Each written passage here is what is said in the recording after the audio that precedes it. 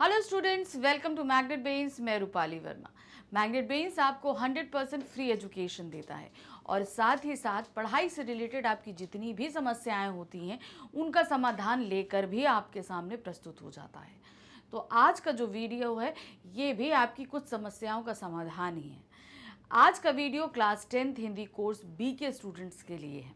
CBSE ने जैसे ही अपना सैम्पल पेपर इशू किया कि बोर्ड एग्जामिनेशन में आपका किस तरीके से, किस पैटर्न से आपका एग्ज़ाम आने वाला है, कैसे कैसे क्वेश्चन पूछे जाएंगे, सेम हम उसी तरीके के उसी पैटर्न में आपके लिए कुछ सैम्पल पेपर्स लेकर आ रहे हैं ताकि आपकी प्रैक्टिस होती रहे।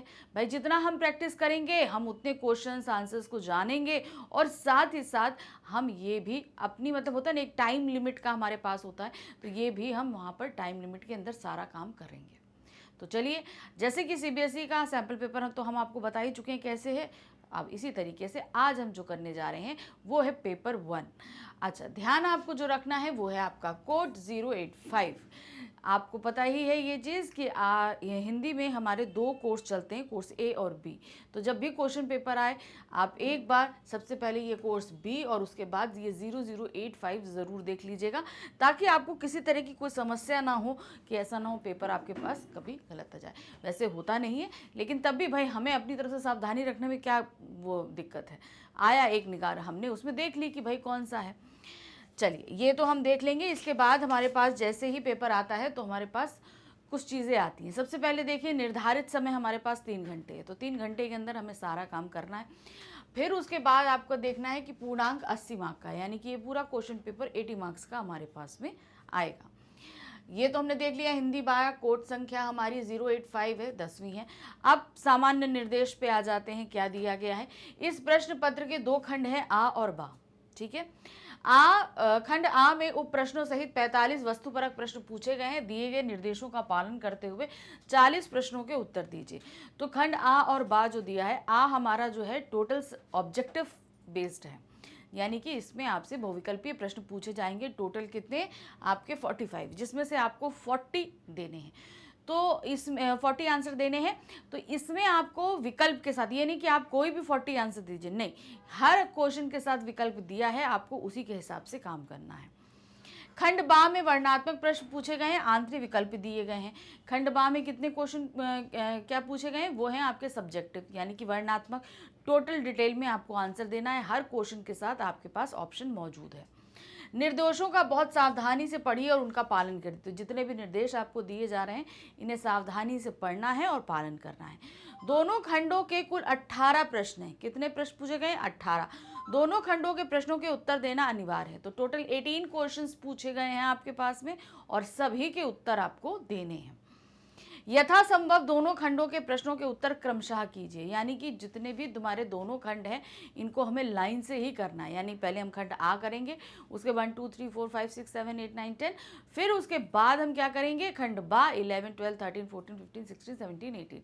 इस क्रम में हमको पूरा क्वेश्चन पेपर करना है। ऐसा बिल्कुल मत करिएगा कि हमने पहले 18 कर दिया, फिर 16 कर दिया, फिर 15 कर दिया, फिर 9 कर दिया, फिर 10 कर, नहीं, आपको सीक्वेंस से सारे काम करने होंगे। तो ये तो हमारे हो गए सामान्य निर्देश। अब आते हैं हम खंड आ के प्रश्न संख्या 1 पर। प्रश्न संख्या 1 में क्या दिया गया हमारे पास है, निम्नलिखित गद्यांश को ध्यान पूर्वक पढ़कर इसके आधार पर सर्वाधिक उपयुक्त उत्तर वाले विकल्प चुनिए। तो प्रश्न 1 में हमारे पास आ रहा है अपठित गद्यांश, और ये अपठित गद्यांश पे आधारित 5 बहुविकल्पीय प्रश्न पूछे जाएंगे जो हमारे पास होंगे 1-1 नंबर के, यानी कि टोटल 5 मार्क्स का हमारा क्वेश्चन नंबर 1 रहेगा। अब एक ही बार में यह ध्यान रखिएगा कि गद्यांश आप इतनी ध्यान से पढ़िए कि एक ही बार में ये काम कर लें।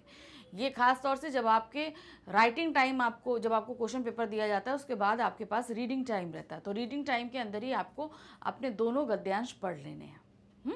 तो चलिए पहला गद्यांश पढ़ते हैं। समाज कल्याण क्या है, इसकी पूर्ण तथा सांगोपांग परिभाषा देते समय मतभेद हो सकता है, किंतु जहां तक इसके सार तत्व को समझने की बात है लोगों में एक प्रकार से सामान्य सहमति मालूम पड़ती है। इसका तात्पर्य एक व्यक्तिगत सेवा से है जो विशेष प्रकार की ना होकर सामान्य प्रकार की होती है। इसका उद्देश्य किसी ऐसे व्यक्ति की सहायता करना है जो असमर्थता कि भावना से दुखी होने पर भी अपने जीवन का सर्वोत्तम सदुपयोग करना चाहता है अथवा उन कठिनाइयों पर विजयी होना चाहता है जो उसे पराजित कर चुकी है अथवा पराजय की आशंकाएं उत्पन्न करती हैं। समाज कल्याण की भावना दुर्बल की सहायता करती है तथा अपरिवर्तनीय स्थितियों के साथ संबंध सुधारने और सामंजस्य स्थापित करने का प्रयत्न करती है। तो समाज कल्याण की भावना क्या क्या काम करती है, कैसे व्यक्तियों के अंदर उपजती है, ये सारी चीजें आपको बताई गई हैं। इसके सर्वोच्च आदर्शों का सही निरूपण स्वास्थ्य मंत्रालय के एक परिपत्र द्वारा निर्दिष्ट वाक्य में किया गया है, जिसका संबंध विकलांगों के कल्याण से है। तो कहाँ से बताया, समाज कल्याण में जो चीज बोली गई है दिशा निर्देश में सरकार की तरफ, वहाँ विकलांगों को विशेष तौर पर इसके अंतर्गत रखा गया है कि आपको इनके बढ़ोतरी उनके काम के लिए करना है काम। विकलांग व्यक्तियों को चाहे उनकी अक्षमता कुछ भी कहे, सामुदायिक जीवन में हाथ बटाने तथा उनके विकास में योगदान देने के लिए अधिक से अधिक अवसर दिए जाएंगे ताकि उनकी क्षमताओं का पूर्ण क्रियान्वयन हो सके, उनका आत्मविश्वास जाग सके तथा उनके सामाजिक संपर्क मजबूत बन सके। तो किस तरीके से हमें बताया गया है कि हमें समाज कल्याण के भावना में विकलांगों को सर्वोपरि रखना है, क्योंकि हमें उनकी सहायता करनी है, उनके लिए कार्य करना है। अब आते हैं इस गद्यांश पे आधारित प्रश्न पे। क्या दिया गया है प्रश्न, प्रस्तुत गद्यांश के आधार पर बताइए कि समाज कल्याण का उद्देश्य क्या है। अब हमने समाज कल्याण पे ही पूरा गद्यांश पढ़ा है, अब इसका उद्देश्य क्या है। ऐसे व्यक्ति की सहायता करना जो असमर्थता के बाद भी अपने जीवन का सर्वोत्तम सदुपयोग करना चाहता है। दूसरा, ऐसे व्यक्ति की सहायता करना जो उन कठिनाइयों पर विजय प्राप्त करना चाहता है जो उसे पराजित कर चुकी हैं। का और खा दोनों, या ऐसे व्यक्ति की सहायता करना जो पूर्णतः समर्थ है। तो सही क्या है हमारा, का और खा दोनों है। तो हम क्या करेंगे, हम गा पे टिक मार्क करेंगे, गा हमारा सही है। प्रश्न संख्या 2 है, गद्यांश के आधार पर बताइए कि समाज कल्याण की भावना किसकी सहायता करती है। दुर्बल व्यक्ति की, सक्षम व्यक्ति की, आदर्श व्यक्ति की, या इनमें से कोई नहीं। तो क्या बताया था, जो करती है दुर्बल व्यक्ति की सहायता। जो दुर्बल होता है, समाज कल्याण की भावना उनकी सहायता करती है, उनका आत्मविश्वास जाग सके तथा उनके सामाजिक संपर्क मजबूत बन सके। वाक्य में उनका शब्द किसके लिए प्रयुक्त हुआ है, तो ये जो उनका शब्द आ रहा है ये किसके लिए हमने प्रयोग किया है गद्यांश में। केवल दृष्टिहीन व्यक्ति के लिए, केवल दुर्बल व्यक्ति के लिए, सभी विकलांग व्यक्तियों के लिए, ये सभी। तो यहाँ पे उनका जो शब्द आ रहा है वो है सभी विकलांग व्यक्तियों के लिए, यानी कि उनका आत्मविश्वास, एक तो विकलांग होते हैं तो आत्मविश्वास कहीं ना कहीं डाउन हो जाता है, तो उनके अंदर वो आत्मविश्वास जाग सके तथा सामाजिक संपर्क, मतलब वो समाज में घुल मिल सके और उनके साथ वो संपर्क स्थापित कर सके। नेक्स्ट क्वेश्चन है, स्वास्थ्य मंत्रालय ने अपने परिपत्र में समाज कल्याण के लिए जो लक्ष्य निर्धारित किए हैं वो क्या है। समाज कल्याण के लिए कुछ जो है लक्ष्य निर्धारित किए कि हमें, हमारा टारगेट ये है। तो क्या है वो, विकलांग व्यक्तियों को अधिक से अधिक अवसर देना, उनकी क्षमताओं का पूर्ण क्रियान्वयन करना, उनमें आत्मविश्वास जगाना, या ये सभी। तो यहाँ पे जो उनका लक्ष्य है वो है ये सारे ही, अर्थात विकलांग व्यक्तियों को अधिक से अधिक अवसर देना, उनकी क्षमताओं का पूर्ण क्रियान्वयन करना और उनका आत्मविश्वास जगाना, सभी कुछ। प्रश्न संख्या 5 है, गद्यांश के आधार पर समाज कल्याण का तात्पर्य है। जो हमने अभी गद्यांश पढ़ा उसके हिसाब से समाज कल्याण का मतलब क्या, क्या कहना चाह रहे हैं। व्यक्तिगत सेवा से, अव्यक्तिगत सेवा से, निर्व्यक्तिगत सेवा से, या ये सभी। तो यहाँ पे इनका तात्पर्य समाज कल्याण से वो है व्यक्तिगत सेवा से, यानी कि एक व्यक्ति जो है वो पूरे समाज के कल्याण के लिए कार्यरत रहे।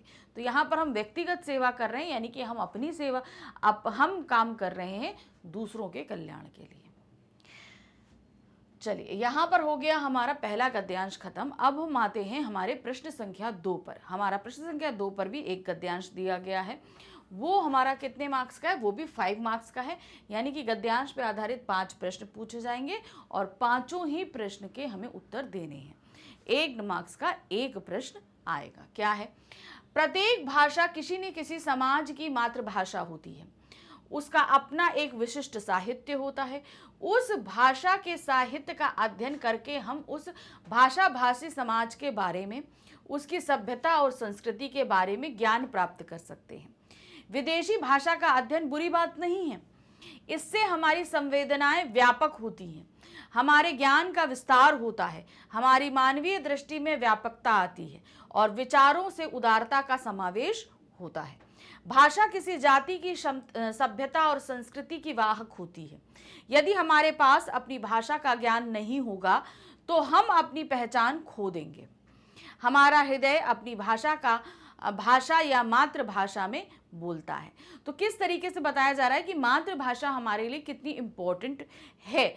दूसरी भाषाओं को बोलना या समझना सीखना बिल्कुल भी गलत नहीं है, वो हमारे क्या कहते हैं, हमारे दृष्टिकोण को व्यापक करती है। अर्थात कहने का मतलब हमारे सोचने के दायरे को बढ़ाती है। लेकिन उस दूसरी भाषा को सीखने से पहले हमें अपनी भाषा का अच्छे से ज्ञान होना चाहिए, क्योंकि हम अगर अपने मन में भी कोई बात सोचते हैं तो जाहिर सी बात है अपनी मातृभाषा में ही सोचते हैं। तो हमें क्या करना चाहिए, अपनी मातृभाषा पे पहली कमांड होनी चाहिए। हमारा राष्ट्र हृदय उसमें धड़कता है, इसलिए विदेशी भाषा की अपेक्षा मातृभाषा का महत्व अधिक होता है।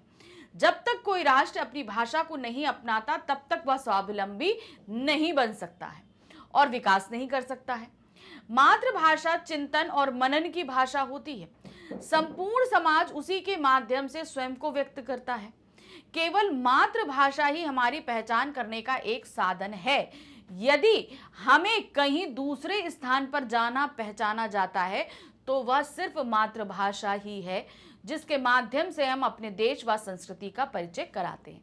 अब आप कहीं पर भी जाओगे तो वहां पर क्या होगा, आप अपनी भाषा को प्रचार प्रसार करोगे ना भाई। उनकी भाषा तो समझने की कोशिश हम करते हैं, क्योंकि हम उनके देश में गए हैं तो वहाँ संपर्क साधने के लिए हमें उनकी भाषा का जानना ज़रूरी है। लेकिन वहाँ पर जाकर भी हम अपनी भाषा का क्या करते हैं, प्रचार प्रसार करते हैं, लोगों को समझाते हैं। अपने अगर उनके हम बहुत 100 शब्द सीख रहे हैं तो अपने भी 5 शब्द हम उनको सिखाते हैं। तो यहाँ पर क्या है, हमारी मातृभाषा हमारे लिए बहुत महत्वपूर्ण होती है। अब आते हैं हम अपने इसी गद्यांश पे आधारित प्रश्न पर। गद्यांश में ऐसा क्यों कहा गया है कि विदेशी भाषा का अध्ययन बुरी बात नहीं है? क्यों ऐसा बोला गया है?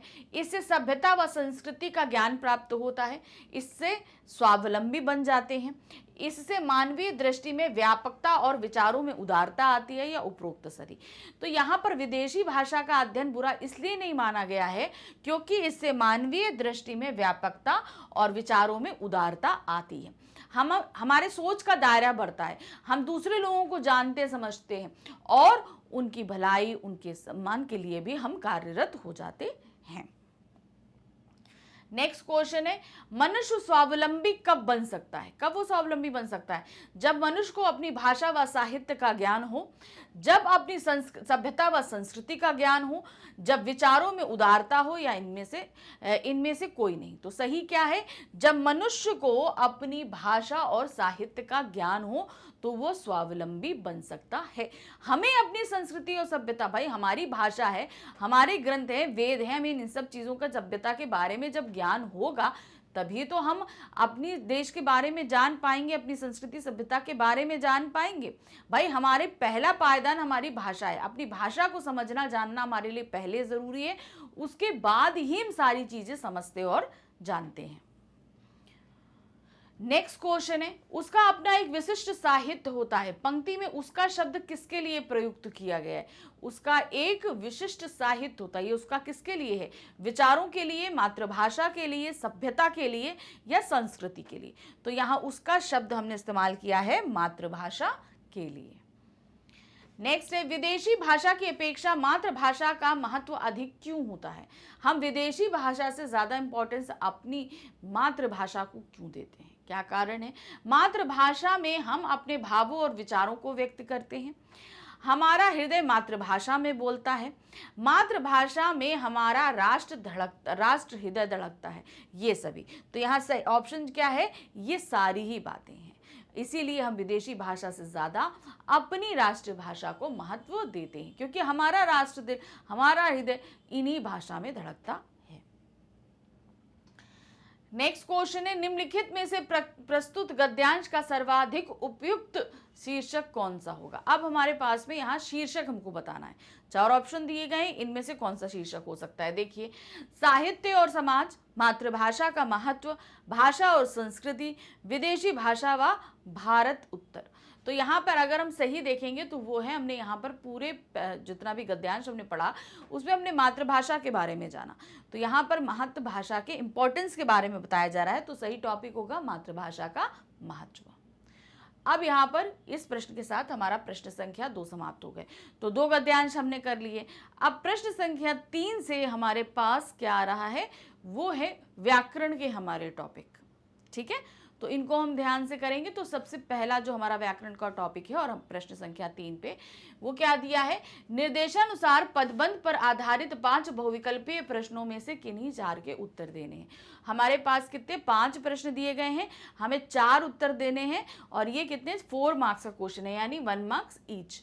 ठीक है, तो देखिए क्या है, लाल रंग की पुस्तक मेज पर रखी है, रेखांकित में पद होगा।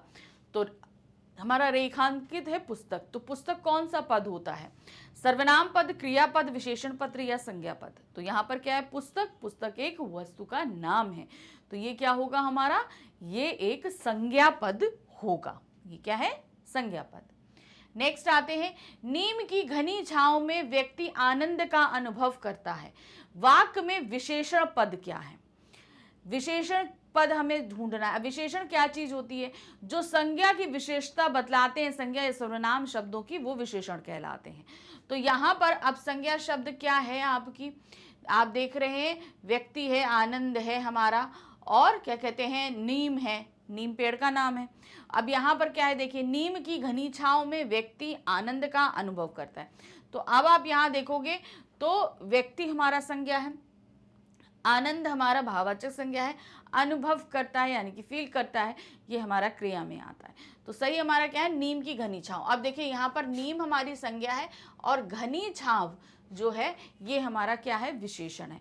तो यहाँ पर नीम की घनी छांव पूरा ही विशेषण पदबंध आएगा।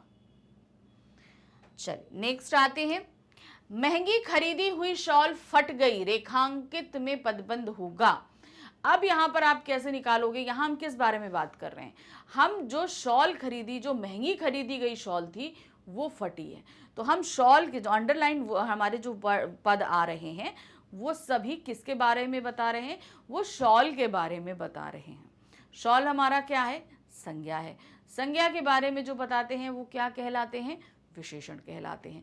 तो यहाँ पर क्या होगा, ये क्रियाबंध बंध, क्रिया विशेषण, विशेषण या संज्ञा। तो जाहिर सी बात है हम शॉल के बारे में बात कर रहे हैं और शॉल क्या थी, विशेषता बताई गई कि वो महंगी खरीदी गई थी, तो इसलिए ये हमारा क्या होगा, ये होगा विशेषण पदबंध। ठीक है, क्योंकि शॉल तो संज्ञा है, आप अगर देखोगे तो शॉल संज्ञा है, लेकिन इसकी जो विशेषता क्या है वो है महंगी खरीदी हुई, इसलिए ये क्या कहलाएगा, विशेषण। आपको ये नहीं देखना है कि ये संज्ञा के बारे में बता रहे हैं तो पूरा पदबंध संज्ञा होगा, नो, क्योंकि यहाँ पर हम क्या कर रहे हैं, हम संज्ञा की जो संज्ञा शब्द है हम उसके बारे में बात कर रहे हैं, महंगी खरीदी हुई। ठीक है, तो महंगी खरीदी हुई क्या चीज है, वो है शॉल, और शॉल है हमारी संज्ञा, इसलिए बाकी पदबंध हमारा विशेषण हो जाता है। चलिए आगे आते हैं, अनिरुद्ध बहुत जल्दी जल्दी खाना खा रहा है। अब आपका अंडरलाइन वर्ड है जल्दी जल्दी। अब जल्दी जल्दी किससे संबंधित है, ये हमें देखना है। जल्दी जल्दी किससे संबंधित है, खाना खाने से। अब खाना खाना हमारा क्या है, ये हमारा क्रिया है, और क्रिया के बारे में जो बताता है वो क्या कहलाते हैं, क्रिया के बारे में जो शब्द हमें बतलाते हैं वो क्या कहलाते हैं, क्रिया विशेषण। यहाँ पर क्रिया कैसे संपन्न हो रही है, जल्दी जल्दी संपन्न हो रही है, तो क्रिया की विशेषता क्या है, वो जल्दी जल्दी संपन्न हो रही है, तो इसलिए ये क्या है कहलाएगा, हमारा क्रिया विशेषण पदबंध। नेक्स्ट आते हैं, काला कुत्ता मर गया, रेखांकित में पद है। अब हमारे पास काला, काला क्या है, काला क्या चीज है, कुत्ता है, कुत्ता क्या है, संज्ञा है, संज्ञा की क्या विशेषता बताई जा रही है, वो काला है। ये क्या हुआ हमारा, गुणवाचक विशेषण है, जाहिर सी बात है। तो ये हमारा क्या कहलाएगा, सीधे, ये पदबंध नहीं है क्योंकि सिंगल पद आ रहा है, तो ये हमारा क्या है, विशेषण पद है। पदबंध में हमेशा कई सारे शब्द आते हैं, जैसे हमने अभी देखा ना, महंगी खरीदी हुई शॉल, तो इसमें कई सारे पद थे, तो ये हमारा पदबंध होगा। लेकिन सिंगल वर्ड अगर अंडरलाइन है तो वो हमारा क्या कहलाता है, पद कहलाता है। तो यहाँ पर एक सिंगल वर्ड हमारा अंडरलाइन है, काला, तो वो हमारा क्या है, पद है। अब आते हैं प्रश्न संख्या 4 पे। निर्देशानुसार रचना के आधार पर वाक्य भेद पर आधारित 5 बहुविकल्पीय प्रश्नों में से किन्हीं 4 के उत्तर दीजिए। अब हमारे पास जो प्रश्न संख्या 4 आ रही है, इसमें हमारा व्याकरण का अगला टॉपिक है रचना के आधार पर वाक्य के भेद। इसके 5 प्रश्न पूछे जा रहे हैं और हमें 4 प्रश्न करने हैं। 4 मार्क्स का क्वेश्चन है, 1 मार्क्स ईच क्वेश्चन, ठीक है। तो चलिए देखिए क्या है। सायंकाल हुआ और पक्षी अपने अपने घोंसलों में लौट गए। वाक्य रचना की दृष्टि से है। अब हमें इसका भेद बताना है क्या है। अब आप यहां पर देखोगे क्या दिया है, सायंकाल हुआ, ठीक है। बाकी सेंटेंस छोड़ दो, बाकी हम बाद में देखेंगे। पहले हम पहला ही शब्द, जहां पर 2 वाक्य होंगे वहां हमें सबसे पहला हमारा जो काम करना है वो है हमारे पहले वाक्य पर काम करना है। अब पहला वाक्य अगर हम देख रहे हैं, सायंकाल हुआ, तो सायंकाल में हमें होने के बाद हमें क्या ऐसा लग रहा है कि इसके आगे कुछ और होना चाहिए, या नहीं है तो भी सही है, होगा तो भी सही है। मतलब हमारा पहला वाक्य हमें को अधूरापन नहीं लग रहा, ये अपने आप में पूर्ण है, अपने पूरे अर्थ को सार्थक रूप में हमारे सामने रख रहा है। तो जहां पर पहला वाक्य अपने आप में पूर्ण है, हमें समझ में आ रहा है कि इसमें क्या चीज बताई जा रही है, तो इस कंडीशन में हमारा कौन सा वाक्य होता है, वो होता है संयुक्त वाक्य। हाँ, ये चीज सही है कि संयुक्त वाक्य में 2 वाक्य आपस में जोड़े जाएंगे, लेकिन फैसला हमारा पहले वाला वाक्य ही कर देता है कि ये संयुक्त वाक्य है कि मिश्र वाक्य। पहला वाक्य जहां पूर्ण है वो संयुक्त वाक्य है, और जहां पहला वाक्य अपूर्ण है वो दूसरे वाक्य पर डिपेंड कर रहा है, तो सीधे वो क्या हो जाता है, हमारा मिश्र वाक्य हो जाता है। जैसे यहाँ हमारा पहला जो सेंटेंस है, सायंकाल हुआ, तो यहाँ पर क्या लग रहा है हमें, ये पूर्ण है, इसलिए हमने तुरंत इसका आंसर दे दिया कि ये हमारा संयुक्त वाक्य होगा, ठीक है। अगर ये बात का भी सेंटेंस नहीं हो तो भी अपने आप में पूर्ण है तो कोई बात नहीं, ठीक है ना। चलिए आगे आते हैं। नेक्स्ट क्वेश्चन, स्वावलंबी व्यक्ति सदा सुखी रहते हैं, मिश्र वाक्य बनाएगा। तो जब भी आपके पास वाक्य चेंज करना हो तो सबसे पहले जो वाक्य दिया है आपको उससे सबसे पहले उसका भेद निकालना है। तो ये कौन सा भेद है, स्वावलंबी व्यक्ति सदा सुखी रहते हैं, तो ये हमें साफ दिखाई दे रहा है कि ये सरल वाक्य है, क्योंकि सिंपल एक सेंटेंस है तो सरल वाक्य हो गया। अब इसे हमें करना क्या है, मिश्र वाक्य में।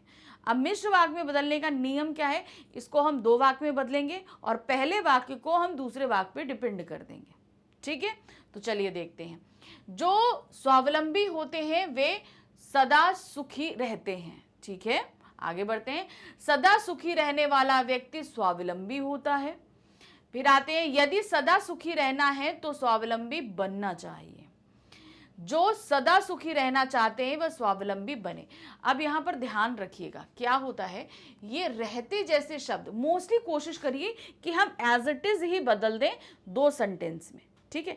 तो अब आप यहाँ पर देख रहे हो रहते हैं, स्वावलंबी व्यक्ति सदा सुखी रहते हैं, ये हमेशा की क्रिया है, हमेशा होता रहता है।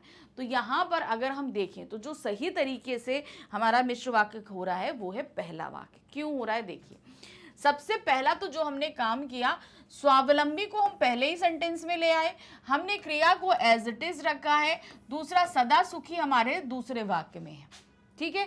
3 नियम हमने बहुत कायदे से फॉलो किए हैं। पहली चीज है, वाक्य अपनी जगह है, सिर्फ हमने उसे 2 अलग अलग वाक्यों में, हमने ऐसा नहीं किया जैसे यहाँ पर किया, सदा सुखी रहता है जो स्वावलंबी बनता है, तो हमने क्या किया, दूसरा वाला वाक्य पहले कर दिया और पहला वाला वाक्य दूसरे वाक्य में कर दिया। हमें ये नहीं करना, हमेशा ये कोशिश करनी है, हमें जो सेंटेंस दिया है उसे हम एज इट इज लेके आए, बहुत कम तब्दीलियों के साथ में, मगर वो परिवर्तित हो जाए। हम जितनी कम तब्दीलियां लेकर आकर वाक्य को बदलेंगे, उसको एज इट इज रखेंगे, वही हमारा सही होगा। अब देखिए इतने 4 वाक्य में हमने सबसे कम तब्दीली पहले वाले वाक्य में करी है। क्या दिया है, जो अभी हमने व्याधिकरण अव्यय लगाया, ये तो हमें लगाना ही लगाना था, सिंपल सी बात है, ये हमको लगाना था। क्यों लगाना था? क्योंकि इसे हमें क्या करना है, मिश्र वाक्य में बदलना है, तो व्याधिकरण अव्यय तो लगाना है। तो जो और वे तो हमें लगाना ही था। स्वावलंबी होते हैं, ठीक है, वे सदा सुखी रहते हैं, तो ये हो गया। जो स्वावलंबी व्यक्ति होते हैं वह सदा सुखी रहते हैं, देखिए ये भी सही है, हम व्यक्ति भी ले लेंगे तो भी गलत नहीं है। जो स्वावलंबी व्यक्ति होते हैं वे सदा सुखी रहते हैं, जो स्वावलंबी होते हैं वह सदा सुखी रहते हैं। आप इस तरीके से, तो बहुत कम तब्दीलियों के साथ आपको सेंटेंस को बदलना है, ये चीज आप ध्यान में रखिएगा। नेक्स्ट आते हैं, निम्नलिखित में से मिश्र वाक्य है। अब हमारे पास 4 सेंटेंस दिए हैं और हमें इसमें से मिश्र वाक्य, परफेक्ट मिश्र वाक्य निकालना है। हो सकता है सारे दिए हो सकता है 1-2 दिए हो, हमें यहाँ पर परफेक्टली जो होगा वो निकालना है। क्या दिया है? विपत्ति आती है तो अपने भी साथ छोड़ देते हैं, ठीक है। फिर दूसरा आता है, जैसे ही विपत्ति आई वैसे ही अपनों ने साथ छोड़ दिया। विपत्ति आई और अपने चले गए, विपत्ति और अपने आते जाते रहते हैं। तो अब यहाँ पर अगर आप सटीक सेंटेंस देखोगे जो एकदम सही तरीके से मिश्र वाक्य में बदला है, तो आपको समझ में आ गया होगा अब तक वो कौन सा है। वो है हमारा जो सेकेंड वाला, जैसे ही विपत्ति। आप देखिए हमने यहाँ व्याधिकरण अव्यय लगाया, जैसे और वैसे। जैसे ही विपत्ति आती है वैसे ही अपने साथ आपनों ने साथ छोड़ दिया। तो यहाँ पर देख रहे हैं विपत्ति आती है, ठीक है, पहला वाक्य कंप्लीट है। दूसरा आते विपत्ति आई, ये भी अपने आप में कंप्लीट है, ये तो पूरा सरल वाक्य में आ गया। तो यहाँ पर हम जो देख रहे हैं, क्या दिया हमने? विपत्ति आई, जैसे ही विपत्ति आई वैसे ही अपनों ने साथ छोड़ दिया। तो यहाँ हमने सबसे पहली पहचान है हमारा व्याधिकरण अव्यय, और क्या किया? व्याधिकरण अव्यय लगाते ही हमने पहले वाक्य को अपूर्ण कर दिया। क्लियर? चलिए नेक्स्ट आते हैं, नंबर 4, निम्नलिखित में से सरल वाक्य। अब हमें सरल वाक्य देखना है। वामीरो कुछ सचेत होने पर घर की ओर दौड़ी। दूसरा है, जैसे ही वामीरो सचेत हुई वैसे ही वह घर की ओर दौड़ी। तो ये तो हमारा मिश्र वाक्य में आ रहा है, तो हम इसको गलत कर देंगे। जब वामीरो सचेत होगी तब वह घर की ओर दौड़ती है, ये संयुक्त वाक्य में आ गया। वामीरो सचेत हुई क्योंकि उसे घर की ओर दौड़ना था, ये भी नहीं है क्योंकि ये 2 सेंटेंस में सरल नहीं है। तो सही क्या है? वामीरो कुछ सचेत होने पर घर की ओर दौड़ी, ये हमारा एकदम सही वाक्य है। चलिए आगे आते हैं, रात्रि के 8 बजते ही मैंने पढ़ना बंद कर दिया। वाक्य रचना की दृष्टि से है, रात्रि के 8 बजते ही मैंने पढ़ना बंद कर दिया। क्या लग रहा है आपको कौन सा वाक्य होगा? सरल, मिश्र, संयुक्त या प्रधान वाक्य? तो यहाँ पर जो अगर हम देखें रचना के आधार पर, तो ये हमारा जो है सरल वाक्य होता है, क्योंकि सिंपल एक है। यहाँ पर हमने 2 सेंटेंस नहीं किए, अगर 2 सेंटेंस होते तब हम संयुक्त या मिश्र सोचते कि कौन सा है, लेकिन ये सिंपल एक वाक्य है, तो ये क्या हो गया? हमारा सरल वाक्य हो गया। चलिए अब आते हैं हम अपने प्रश्न संख्या 5 पे। व्याकरण का अगला टॉपिक हमारे पास में क्या है? निम्नलिखित समास पर आधारित 5 बहुविकल्पीय प्रश्नों में से किन्हीं 4 के उत्तर देने हैं। अब हमारे पास में अगला टॉपिक आ रहा है समास। समास पर आधारित 5 प्रश्न पूछे जाएंगे, हमें 4 प्रश्न करने हैं, 1 मार्क्स का 1 क्वेश्चन है। क्लियर? चलिए क्या है देखें, नीलकमल शब्द में कौन सा समास है? क्या दिया है? नीलकमल शब्द में समास कौन सा है? तो अब आपको यहां देखना है, कमल हमारा क्या है? विशेष, उसकी विशेषता क्या बता रहा है? नील, ठीक है। तो जहां एक पद विशेषण और क्या कहते हैं आपका प्रथम पद जो है वो विशेषण, और जो है आपका उत्तर पद जो है वो होगा आपका विशेष्य। तो वो कौन सा समास होता है? वो समास होता है हमारा कर्मधारय समास। इसका विग्रह क्या होगा? अगर कोई बता सकता है तो बहुत अच्छी बात है। विग्रह क्या होगा? वो है नीला है जो कमल। याद रखिए, नील कमल नहीं, नीला कमल हम ऐसे करके विग्रह नहीं करेंगे। इसका विग्रह, कर्मधारय समास को विग्रह करने का नियम है नीला है जो कमल, ये हमारा विग्रह होगा। ठीक है, तो ये देखिए हमारा इसका सही क्या है? कर्मधारय समास। क्लियर? चलिए नेक्स्ट देखते हैं क्या दिया है। अब दूसरा, 3 आंखें हैं जिसकी अर्थात शिव का समस्त पद होगा। अब 3 आंखें हैं जिसकी अर्थात शिव, तो इसको अगर हम समस्त पद यानी कि इसका हम समास बनाएंगे तो क्या होगा? त्रिलोचन, लोचन, आपका तीन लोचन, लोचन, त्रिलोचन या त्रैलोचन। तो सही हमारा क्या होगा? त्रिलोचन। ठीक है, ये हमारा क्या हो गया? त्रिलोचन। अच्छा, या आप बता सकते हैं कि यहां पर कौन सा समास होगा? कौन सा समास होगा जहां पर हम समास का विग्रह करते हैं, ये दोनों ही पद हमारे गौड़ हो जाते हैं और कोई तीसरा पद निकल कर वो प्रमुख हो जाता है। तो ये समास कौन सा होता है? वो होता है बहुव्रीहि समास। कौन सा होता है? बहुव्रीहि, जहां पर दोनों ही पद गौड़ हो जाते हैं समास के। दोनों पद यानी कि त्रि और लोचन, इन दोनों का कोई मतलब नहीं रहता। हमेशा इसका जो तीसरा पद बनता है, जो तीसरी की तरफ बन जाता है, जैसे यहाँ पर शिव बना, तो वो हमारा क्या हो जाता है? वो महत्वपूर्ण हो जाता है। तो वो हमारा क्या कहलाता है? बहुव्रीहि समास। नेक्स्ट आते हैं, शरणागत शब्द के सही समास विग्रह का चयन कीजिए। शरणागत, शरणागत का हमें सही विग्रह निकालना है। क्या है भाई? शरण में आया हुआ, शरण में लिया हुआ, आया है जो शरण में, गया है जो शरण में। तो शरणागत का जो हमारा सही विग्रह है वो है शरण में आया हुआ। अब यहां पर क्या है? ये समास में लगा है, कारक के साथ है, तो यहां पर हमने तुरंत समझ लिया ये तत्पुरुष समास है। अब कोई बता सकता है कौन सा तत्पुरुष समास है? जहां पर हम पोजीशन बताते हैं, ये होता है हमारा में, पर, ऊपर। ये कारक कौन सा होता है? ये होता है अधिकरण कारक। याद रखिए, कौन सा होता है? अधिकरण कारक। अधिकरण कारक की ही पहचान है में, पर। ठीक है, तो ये हमारा क्या है? शरण में आया हुआ, तो में लगा है, तो ये हमारा क्या हो गया? अधिकरण कारक। इसलिए यहां पर होगा अधिकरण तत्पुरुष समास। नेक्स्ट आते हैं, हाथ से लिखित का समस्त पद होगा। हाथ से लिखित, अब इसका समास बनाइए, क्या होगा? हाथ लिखित, हाथ लिखा, हस्त लिखित या हस्ता लिखित। तो सही ऑप्शन क्या है इसका? हस्त लिखित। हाथ से लिखा मतलब हस्त से लिखित। तो अब इसका समास कोई बता सकता है क्या होगा? यहां पर क्या कारक लगा है? कारक लगा है, तो ये सीधी सी बात है कि ये तत्पुरुष समास है। अब तत्पुरुष में कौन सा समास है? कर्ता ने कर्म को करण से, तो यहां पर क्या है? कोई भी चीज अलग नहीं हो रही। अगर अलग हो रही होती वो अपदान होता। चूंकि यहां पर अलग नहीं हो रही है, लिखा हुआ संबंधित बता रहा है, इसलिए यहां पर क्या होगा? करण कारक। तो क्या है? करण तत्पुरुष समास है ये। नेक्स्ट आते हैं, देव मूर्ति शब्द में समास है। देव मूर्ति शब्द में समास क्या है? सबसे पहले इसको विग्रह करो तो आप पहचान जाओगे। क्या है? देव मूर्ति, देव की मूर्ति। ठीक है, तो की क्या हुआ हमारा? कारक। और जहां कारक होते हैं वहां कौन सा समास होता है?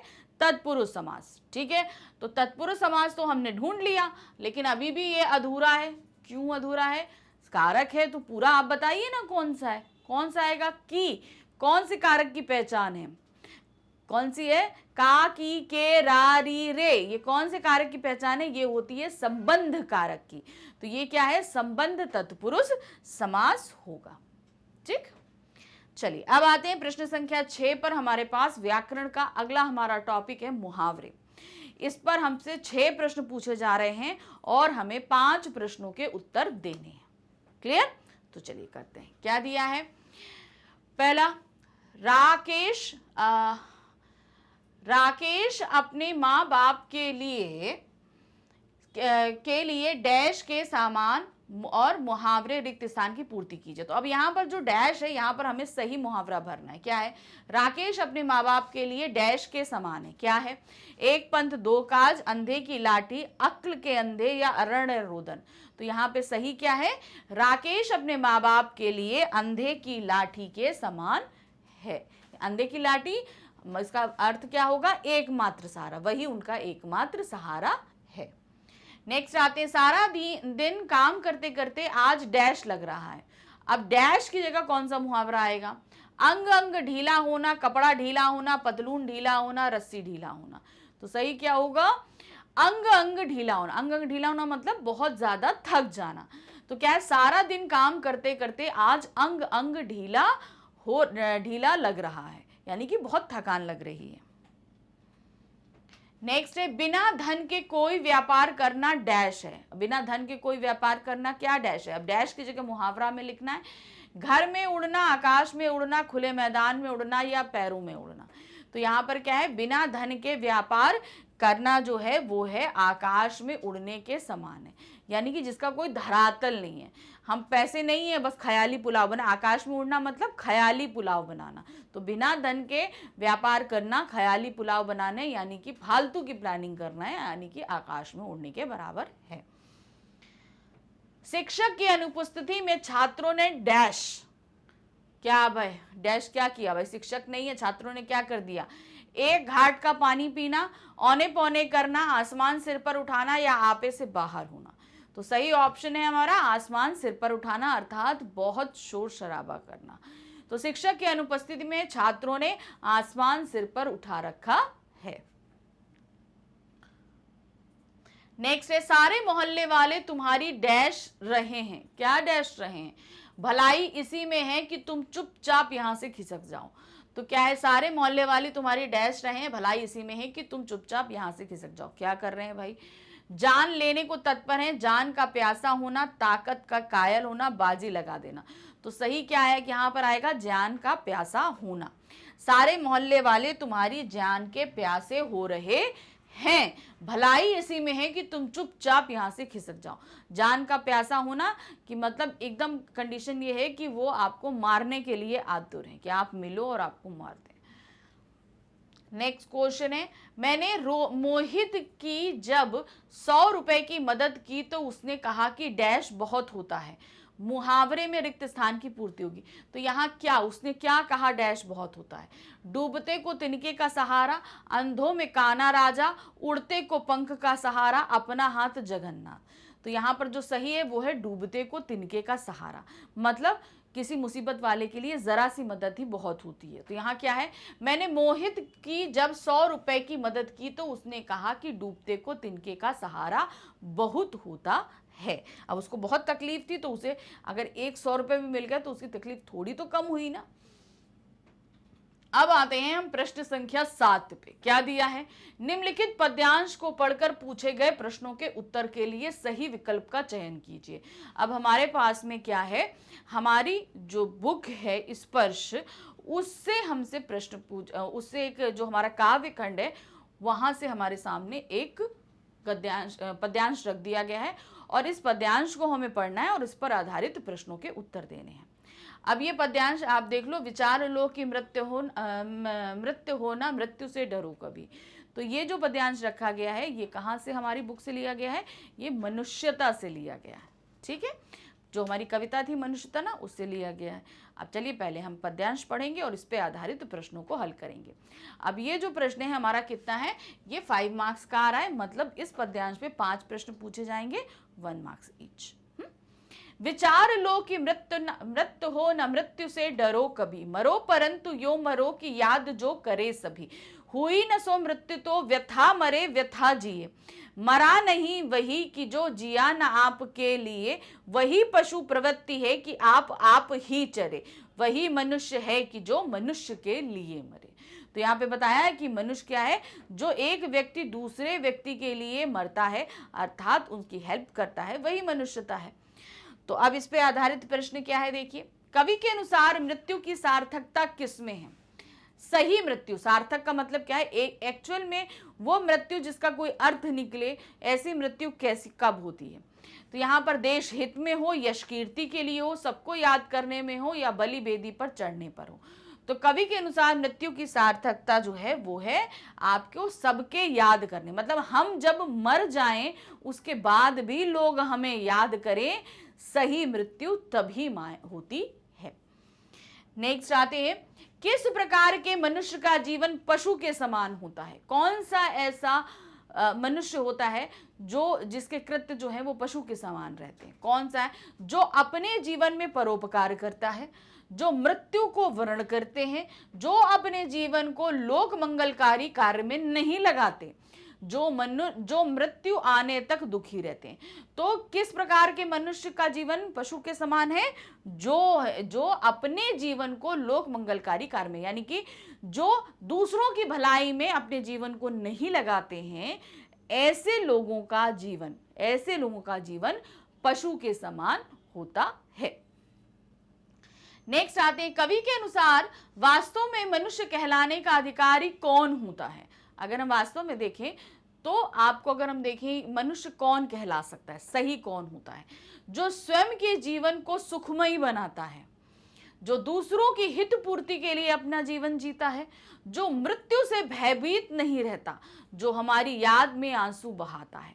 तो सही हमारा ऑप्शन क्या होगा, देखिए, वास्तव में मनुष्य कहलाने का अधिकारी वो होता है जो दूसरों की हित पूर्ति के लिए अपना जीवन जीता है, यानी कि हम दूसरों की भलाई के लिए अपना जीवन जिए, सही मायने में वही मनुष्य कहलाता है। प्रश्न संख्या 4 है, काव्यांश में सुमृत्यु किसे कहा गया। सुमृत्यु किसको बोला गया है। अपने कर्तव्यों का पालन करते हुए मिली हुई मृत्यु को, परोपकार के लिए जीने वाले की मृत्यु को, स्वार्थ पूर्ति के लिए जीने वाले की मृत्यु को, स्वर्ग की चाह रख करने वाले की मृत्यु को। तो सही ऑप्शन जो है वो है हमारा परोपकार के लिए जीने वाली, यानी कि परोपकार यानी कि दूसरों की भलाई के लिए जो जीते हैं, ऐसे ही लोगों के मृत्यु को सुमृत्यु कहा जाता है। अब नेक्स्ट है प्रश्न संख्या 5, प्रस्तुत काव्यांश के पाठ का नाम तथा कवि का नाम बताइए। अब ये पाठ कहाँ से लिया गया है और इसके कवि कौन है ये हमें बताना है। तो इसमें 4 ऑप्शन दिए हैं, देखिए क्या है। पर्वत प्रदेश में पावस सुमित्रानंदन पथ, कर चले हम फिदा कैफी आजमी, आत्मत्राण रविन्द्रनाथ ठाकुर, मनुष्यता मैथिली शरण गुप्त। सही हमारा ऑप्शन क्या है, मनुष्यता मैथिली शरण गुप्त। ये कविता हमारी है मनुष्यता और इसके कवि हैं मैथिली शरण गुप्त। चलिए नेक्स्ट आते हैं प्रश्न संख्या 8 पे। क्या दिया है, निम्नलिखित प्रश्नों के उत्तर देने के लिए उचित विकल्प का चयन करिए। अब हमारे पास में क्या है, 2 क्वेश्चन दिए गए हैं। प्रश्न संख्या 8 पे हमारे सामने 2 क्वेश्चन दिए गए हैं। ये हमारे काव्य खंड के जितने संपूर्ण पाठ हैं उसी में से हमारे सामने रखा गया है।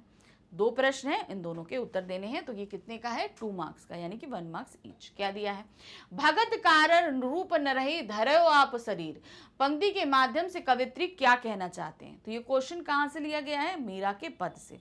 अब इस पंक्ति में मीरा जी क्या बोल रही हैं, भगत कारण रूप न रहे धरो आप शरीर, यानी कि अपने भक्त की भलाई के लिए आपने क्या हुआ, नरसिंह का रूप धारण किया, ये था। अब इसमें ऑप्शन दिए क्या है, भक्त की रक्षा के लिए आप श्री कृष्ण ने भगवान नरसिंह का रूप धारण किया। दूसरा है, नरसिंह का रूप भक्त की सेवा के लिए धारण करना पड़ा, भक्त के लिए आपको नरसिंह बनना पड़ा, उपरोक्त में से कोई नहीं। तो इसमें सॉरी, तो यहां पर क्या दिया जा रहा है, आप तीनों ही देखेंगे तो अर्थ तो तीनों में प्रकट हो रहा है, लेकिन एग्जैक्टली जो सही वक्तव्य लिखा गया है वो हमारा पहला, यानी कि भगत कारण रूप न रही, यानी भक्त की रक्षा के लिए आपने, यानी श्री कृष्ण ने, भगवान ने धरयो आप शरीर, तो आपने नरसिंह का रूप धारण किया। तो हमारा ऑप्शन जो सही है वो है पहला। पर्वतों से बहने वाले झरनों की आवाज सुनकर कवि को कैसा लग रहा है। तो ये कौन सी कविता से लिया गया है, ये है पर्वत प्रदेश में पावस से। तो यहाँ पे पर्वतों से जो झरने बह रहे हैं उनकी आवाज को सुनकर कवि को क्या लग रहा है, क्या लग रहा है, मानो वे पर्वतों का गुणगान कर रहे हों, मानो वे अपनी सुंदरता का गुणगान कर रहे हों, मानो वो संसार में सबसे अधिक शक्तिशाली हों, मानो उनके समान कोई दूसरा ना हो।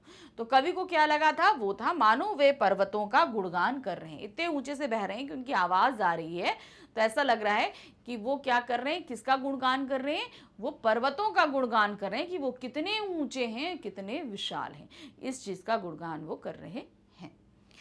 अब आते हैं, हमारे पास है प्रश्न संख्या 9 में क्या आया है देखते हैं। निम्नलिखित गद्यांश को पढ़कर पूछे गए प्रश्नों के उत्तर के लिए सही विकल्प चुनना है। अब हमारी जो बुक स्पर्श है उसके जो गद्य खंड है उसमें से हमारे सामने प्रश्न आ रहे हैं। तो उसमें से एक गद्यांश हमारे सामने रखा गया और इस पे आधारित हमसे 5 प्रश्न पूछे जाएंगे। 1 नंबर का 1 प्रश्न होगा। तो गद्यांश क्या है देखिए, कुछ समय बाद पासा गांव में पशु पर्व का आयोजन किया। पहली लाइन पढ़ते ही हमें पता चल गया कि ये हमारे पाठ तातारा वामीरों की कथा से लिया गया है। तो क्या दिया है, कुछ समय बाद पासा गांव में पशु पर्व का आयोजन हुआ। पशु पर्व में हष्ट पुष्ट पशुओं के प्रदर्शन के अतिरिक्त पशुओं से युवकों की शक्ति परीक्षा प्रतियोगिता भी होती है। वर्ष में एक बार सभी गांव के लोग हिस्सा लेते हैं। बाद में नृत्य, संगीत और भोजन का भी आयोजन होता है। शाम से सभी लोग पासा में एकत्रित होने लगे। धीरे धीरे विभिन्न कार्यक्रम शुरू हुए। तातारा का मन इन कार्यक्रमों में तनिक न था। उसकी व्याकुल आंखें वामीरों को ढूंढने में व्यस्त थी। तो किस तरीके से पशु पर्व में तातारा बेचैन था और वो वामीरों को खोज रहा था, ये चीज बताई गई थी। अब इस पे आधारित हमारे सामने जो प्रश्न है, उससे पहले हमारे पास अभी थोड़ा सा और गद्यांश पढ़ लेते हैं। नारियल के झुंड से एक पेड़ के पीछे से उसे जैसे कोई झांकता दिखा। उसने थोड़ा और करीब जाकर पहचानने की चेष्टा करी। वह वामीरो थी जो भयवश सामने आने से झिझक रही थी। उसकी आंखें तरल थी, होंठ कांप रहे थे। तातारा को देखते ही वह फूटकर रोने लगी।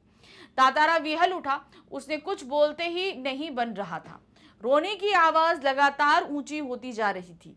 तातारा की कर्तव्य विमूढ़ था। वामीरों के रुंदन स्वरों को सुनकर उसकी मां वहां पहुंची और दोनों को देखकर आग बबूला हो गई।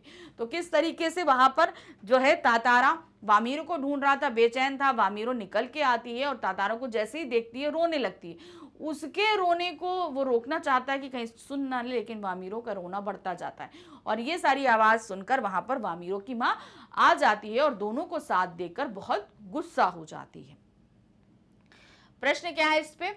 पशु पर्व में कैसे पशुओं का प्रदर्शन किया जाता है? विकारग्रस्त, हष्ट पुष्ट, केवल जंगली या केवल पालतू? तो कैसे पशु थे? वो थे हष्ट पुष्ट पशुओं का प्रदर्शन किया जाता है। नेक्स्ट है होंठ कांप रहे था, क्या अर्थ है? होठ कांप रहे थे, इसका अर्थ क्या है? आंतरिक विलाप, रोने को उत्सुक, भय से परिपूर्ण तथा रोने की स्थिति, ये सभी। तो सही क्या होगा? भय से परिपूर्ण तथा रोने की स्थिति, यानी कि होठ कांप रहे थे, यानी कि डर भी लग रहा था और रोने की स्थिति भी थी, रो भी रहे थे। तो यहाँ पर ये दोनों ही स्थितियां आएंगी। तो होठ कांप रहे का अर्थ यही होगा। नेक्स्ट आते हैं, तातारा का मन कार्यक्रम में ना लगने का क्या कारण था? जो वहां पशु पर्व चल रहा था, तातारा का मन वहां नहीं लग रहा था। इसका कारण क्या था? कार्यक्रम में अच्छा प्रदर्शन ना होना, मां द्वारा डांटे जाना, वामीरों को ढूंढना या गांव वालों की उपेक्षा करना। तो उसका मन क्यों नहीं लग रहा था? उसका मन ना लगने का कारण था वामीरों को ढूंढना। वो वामीरों को ढूंढ रहा था, उसकी आंखें, इसलिए उसका मन कार्यक्रम में बिल्कुल भी नहीं था। नेक्स्ट है, गद्यांश के अनुसार वामीरो झिझक क्यों रही थी? क्यों वो झिझक रही थी? पशुओं के प्रदर्शन को देखने में, भयवश सामने आने में, कार्यक्रम में जाने से, भोजन का आनंद ना ले पाने से। तो गद्यांश के अनुसार वामीरो इसलिए झिझक रही थी क्योंकि वह भयवश सामने आने में, मतलब उसको डर लग रहा था, वो सामने आने में डर रही थी, इसीलिए वो सामने नहीं आ रही थी सबके। नेक्स्ट क्वेश्चन है, वामीरों की मां आंख बबूला किस कारण से हो गई? भाई वहां पर उसकी मां आई तो किस कारण से वो बहुत ज्यादा आग बबूला हो, क्यों इतना ज्यादा उसे गुस्सा आ गया था? तातारा वामीरों को साथ देकर, वामीरों द्वारा जोर से रोने पर, पशु पर्व का समापन होता देखकर, तातारा की कर्तव्य विमूढ़ स्थिति को देखकर। तो यहाँ पर क्या था? सही हम देखेंगे तो वो क्या था? वामीरों और तातारा को साथ देकर उसकी मां जो है वो आग बबूला हो गई थी। अब ये हमारा गद्यांश खत्म हो गया, 5 प्रश्न हो गए। अब हमारे सामने क्या आ रहा है? हमारे पास हमारे गद्य खंड का, यानी कि स्पर्श बुक के गद्य खंड से ही संपूर्ण पाठ में से कहीं से भी 2 प्रश्न हमारे सामने रखे गए। इन 2 प्रश्नों के हमें उत्तर देने। क्या दिया है? तातारा और वामीरो दोनों के हृदय व्यथित होने का क्या कारण था? वो दोनों ही बहुत व्यथित थे, बहुत ही दुखी थे। उसका क्या कारण था? गांव वालों का डर, सामाजिक परंपरा का डर, एक दूसरे से मिलने की उत्कंठा, वामीरों की मां का क्रोध। तो यहाँ पर दोनों के हृदय व्यथित होने का कारण था एक दूसरे से मिलने की उत्कंठा, यानी कि वो दोनों एक दूसरे से मिलना चाहते थे, इसलिए उनका मन जो है वो बहुत व्यथित हो रहा था। नेक्स्ट है, राज कपूर ने तीसरी कसम की कहानी सुनकर क्या प्रतिक्रिया व्यक्त करी? तीसरी कसम के शिल्पकार शैलेंद्र, तो ये इस पार्ट से लिया गया है। तो जब क्या हुआ था, जब राज कपूर को उन्होंने पूरी तीसरी कसम की फिल्म स्क्रीन प्ले सुनाया, तो राज कपूर जी का क्या रिएक्शन था?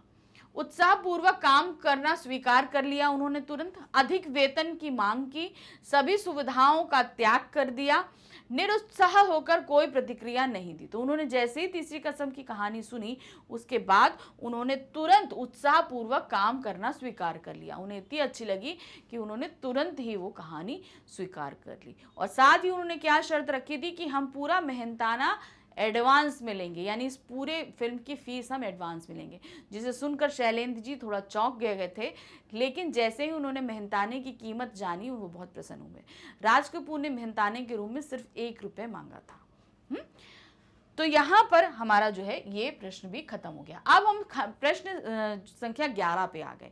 अब हमारा खंड आ खत्म हो चुका है, यानी कि हमारे बहुविकल्पीय प्रश्न समाप्त हो चुके हैं।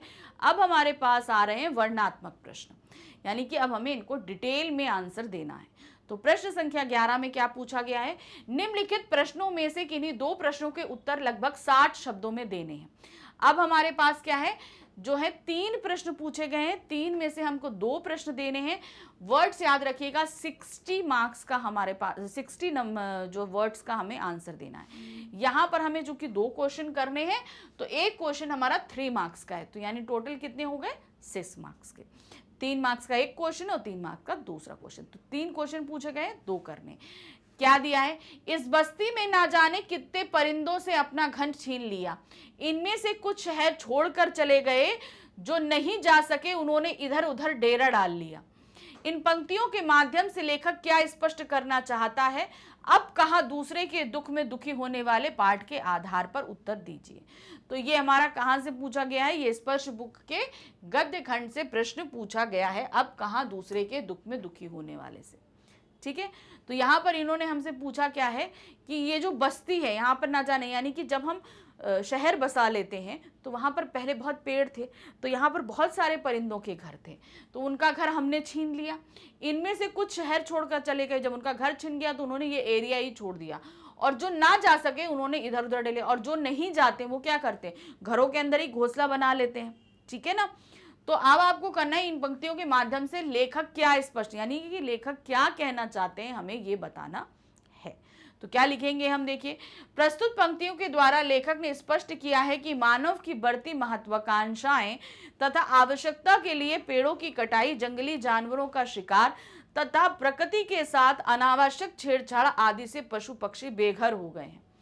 अब पक्षी इधर उधर अपने आश्रय यानी घर के लिए भटकते रहते हैं, अतः मनुष्य को प्रकृति में असंतुलन लाने वाले कार्यों से बचना चाहिए। हम क्या करते हैं, हम प्रकृति को उजाड़ते हैं, और बाद में वही जानवर जब अपनी जगह के लिए हमसे लड़ते हैं तो हम उनको मारते हैं। तो यहाँ पर हम कर क्या रहे हैं, हम प्रकृति के साथ असंतुलन जो है वो खड़ा कर रहे हैं। हमें ये नहीं करना, यही चीज हमें कवि लेखक बताना चाह रहे। अब आते हैं प्रश्न संख्या 2 पे।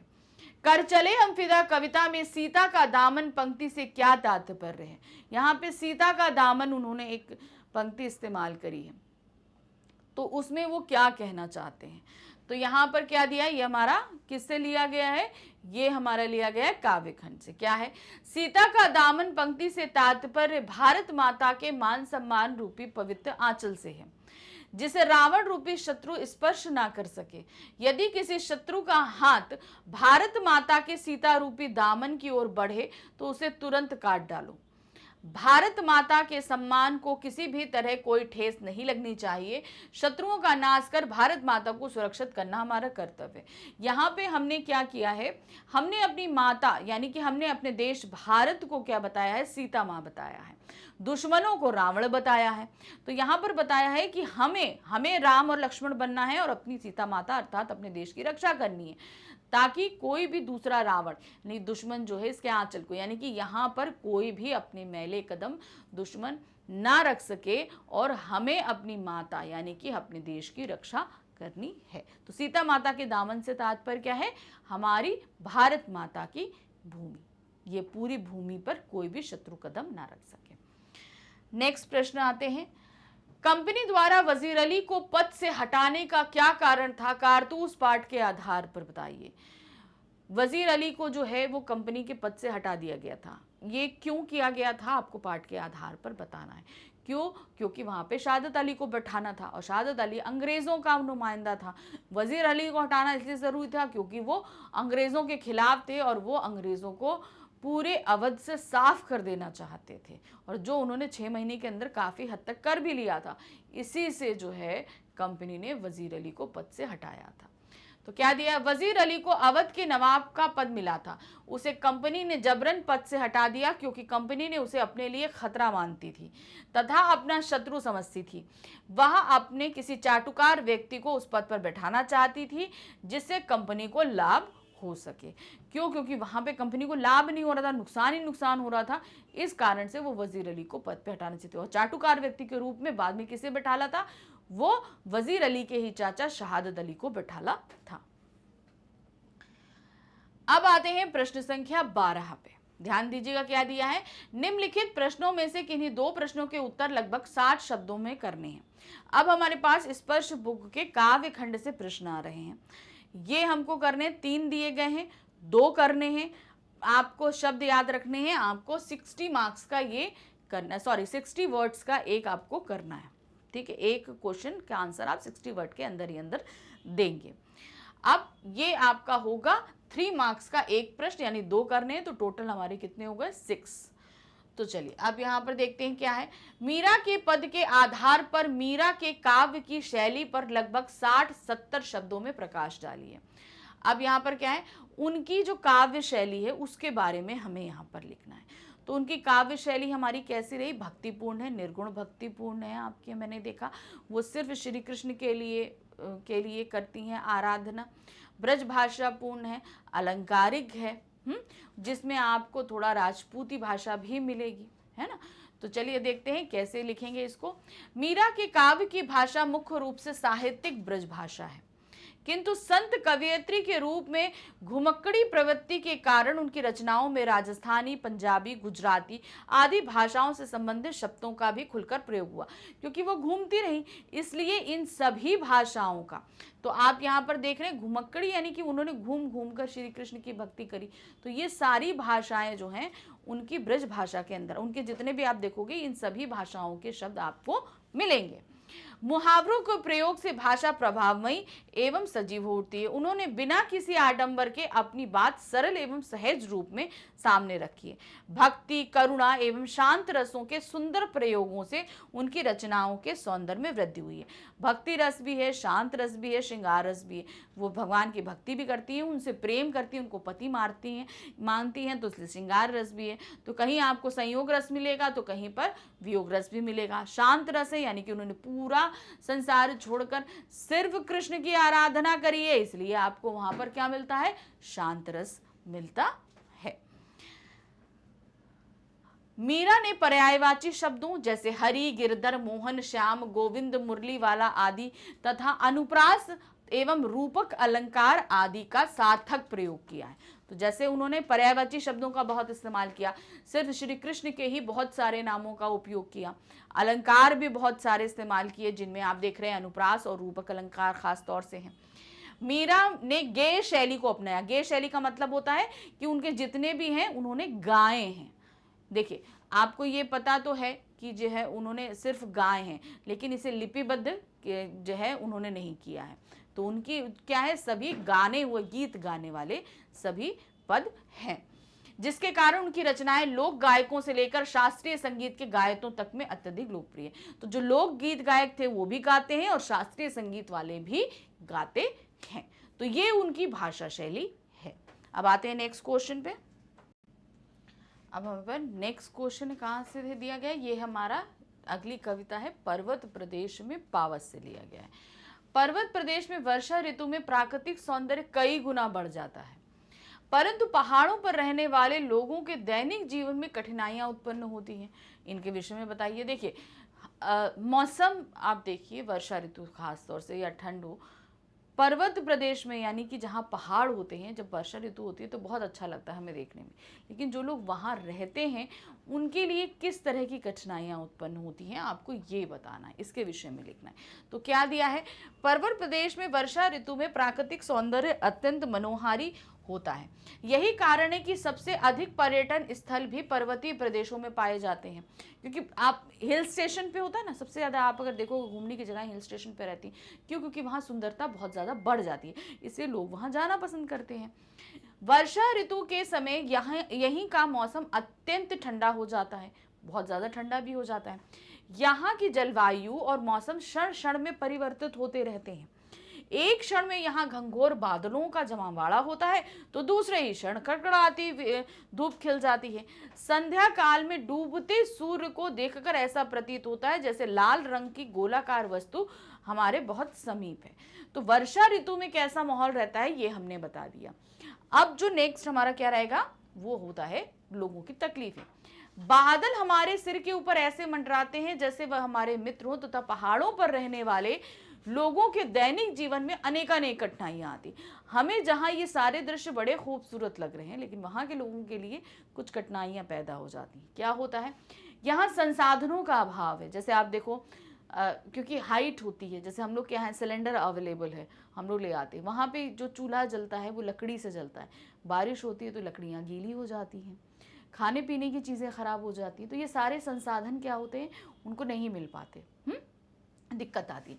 यदि तेज बारिश या तूफान आए तो गांव के गांव इसमें तबाह हो जाते हैं। आप देखते हैं ना, बादल फटना है या बहुत ज़्यादा बारिश हुई तो एवलांच आ जाते हैं, यानी कि भूस्खलन हो जाते हैं, एवलांचेस भी आते हैं। तो इन सब से क्या होता है, पूरे के पूरे गांव तबाह हो जाते हैं।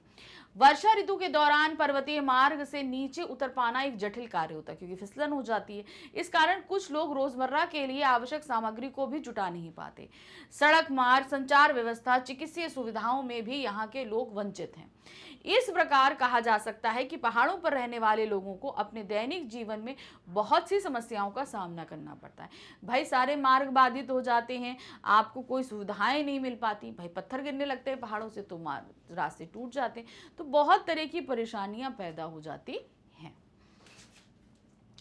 अब आते हैं प्रश्न संख्या 3 पे। आत्मत्राण कविता से आपको क्या प्रेरणा मिलती है? जो हमने आत्मत्राण कविता पढ़ी है उससे हमें क्या प्रेरणा मिल रही है, हमें ये बताना है। तो देखिए आप सभी को अलग अलग मिल रही है, तो उसके हिसाब से आपको ये उत्तर लिखना है। तो क्या है? आत्मत्राण कविता से हमें यह प्रेरणा मिलती है कि हम अपने काम एवं दायित्वों को पूरी निष्ठा एवं ईमानदारी के साथ पूर्ण करें। हम अपने कार्यों के लिए ईश्वर पर निर्भर ना रहें, बल्कि स्वयं के अंदर ऐसी शक्ति और क्षमता विकसित कर लें जिसमें विषम परिस्थितियों व कठिनाइयों से जूझने की शक्ति हमारे अंदर मौजूद हो। हमारा आत्म बल एवं पराक्रमण डगमगाए नहीं। हम प्रभु यानी ईश्वर पर कभी भी संशय ना करें। उनकी क्षमता असीमित है, लेकिन अपने प्रभु से हमें अपने दुखों को हरने की, समाप्त करने की प्रार्थना नहीं करनी चाहिए। हमें स्वयं की क्षमता पर विश्वास रखना चाहिए और अपने जीवन की विषम परिस्थितियों का स्वयं ही डटकर सामना करना चाहिए। देखिए, मुश्किल समय हर व्यक्ति के जीवन में आता है, चाहे हम कह रहे हैं एक छोटा सा 1 साल का बच्चा होगा, वो भी अपनी एज के हिसाब से कुछ ना कुछ परेशानियों को झेलता है। आप पढ़ते हैं, आपका है, बड़ों की हर किसी के जीवन में अलग अलग तरीके की, अलग अलग अपने लेवल की परेशानियां आती हैं। हम अगर बच्चों की सुनते हैं क्या बचकानी चीज़ है, लेकिन उनके लेवल की परेशानियां उनके अपने लिए बहुत होती हैं। तो हर परेशानियों से हम ये नहीं बोलते भगवान मुझे परेशानी मत देना, नहीं। हमें परेशानी मिलना मतलब कि हमारे लिए जीवन को मजबूत बनाना है, हमें अपने आप को मजबूत बनाना है। हमें प्रार्थना ईश्वर से क्या करनी है? परिस्थितियां जितनी भी विकट हों, सिचुएशन जितने भी हमारी सोच के विपरीत हों, लेकिन हमें इतनी शक्ति देना कि हम हर परेशानी से निकल कर आ सके, उनका सामना कर सके हंसते मुस्कुराते हुए। तो हमें क्या यही प्रेरणा मिल रही है इस कविता आत्मत्राण से। वास्तव में हमें अपने ईश्वर या प्रभु से विषम परिस्थितियों से, कठिनाइयों से सामना करने की शक्ति प्रदान करने की प्रार्थना करनी चाहिए। हमें ईश्वर की क्षमता पर संशय ना करके उनका आशीर्वाद प्राप्त करने तथा शक्ति एवं साहस प्रदान करने की प्रार्थना करनी चाहिए, ताकि हम अपनी मुसीबतों से स्वयं ही संघर्ष कर सकें। मतलब ना ही हमें चाहिए कि कोई हमारी हेल्प करे, जबकि हमें इतनी शक्ति माननी चाहिए कि हम खुद ही इस मुसीबत से निकल कर पार पा सकते हैं। अब है प्रश्न संख्या 13। क्या दिया है? निम्नलिखित प्रश्नों में से किन्हीं दो के उत्तर लगभग 60 शब्दों में दीजिए। अब हमारे पास क्या आ रहा है, हमारी जो पूरक पुस्तिका है, पूरक पुस्तिका है ना, कौन सी पुस्तक है? संचयन। तो संचयन के पाठ में से हमारे सामने आ रहा है। तो हमसे यहाँ कितने 3 प्रश्न पूछे गए हैं, हमें 2 के उत्तर देने हैं। अब कितने में देने हैं? 60 शब्दों में। 3 नंबर का एक प्रश्न है आपका, तो 2 प्रश्न करने हैं, 6 मार्क्स का हमारे पास में हो गया। तो पहला प्रश्न है, सपनों के से दिन पाठ में लेखक ने अपने बचपन के दिनों के विद्यालय में अनुशासन के लिए अपनाए जाने वाले किन तरीकों का वर्णन किया है तथा वर्तमान समय में अपनाए जाने वाले तरीके किस प्रकार भिन्न हैं, पाठ के आधार पर स्पष्ट कीजिए। तो वहां पर लेखक ने क्या बताया था कि किस तरीके से उन्हें दंड दिया जाता था, ठीक है, मारा भी जाता था, पनिशमेंट भी दी जाती, सब कुछ। लेकिन वर्तमान समय में ये मारने पे जो है मनाही है, आप बच्चों को मार नहीं सकते, ना ही आप शब्द बोल सकते हैं, ना ही कड़ाई कर सकते हैं, सिर्फ प्यार से समझा सकते हैं। ये सारी चीज़ें करी गई ना, तो पहले के और वर्तमान में काफ़ी फ़र्क है, तो उन्हीं फ़र्क को आपको यहाँ बताना है। तो सबसे पहले लेखक ने कौन कौन से वर्णन किए हैं पनिशमेंट के, वो आपको बताने हैं। सपनों के इस दिन पाठ में विद्यार्थी को अनुशासन में रखने के लिए उन्हें भयभीत किया जाता था। पाठ याद ना करके आने पर बच्चों को कठोर शारीरिक यातनाएं दी जाती थी। वर्तमान में विद्यार्थियों को अनुशासन में रखने के लिए आर्थिक दंड तथा कुछ दिनों के लिए विद्यालय से निलंबन की कार्रवाई भी की जाती है। विद्यार्थी पर काम के बोझ के बदले परियोजना कार्यों तथा प्रायोगिक कक्षा के माध्यम से पढ़ाई के प्रति रुचि विकसित की जाती है। तो देखिए ये डिफरेंस आ रहा है।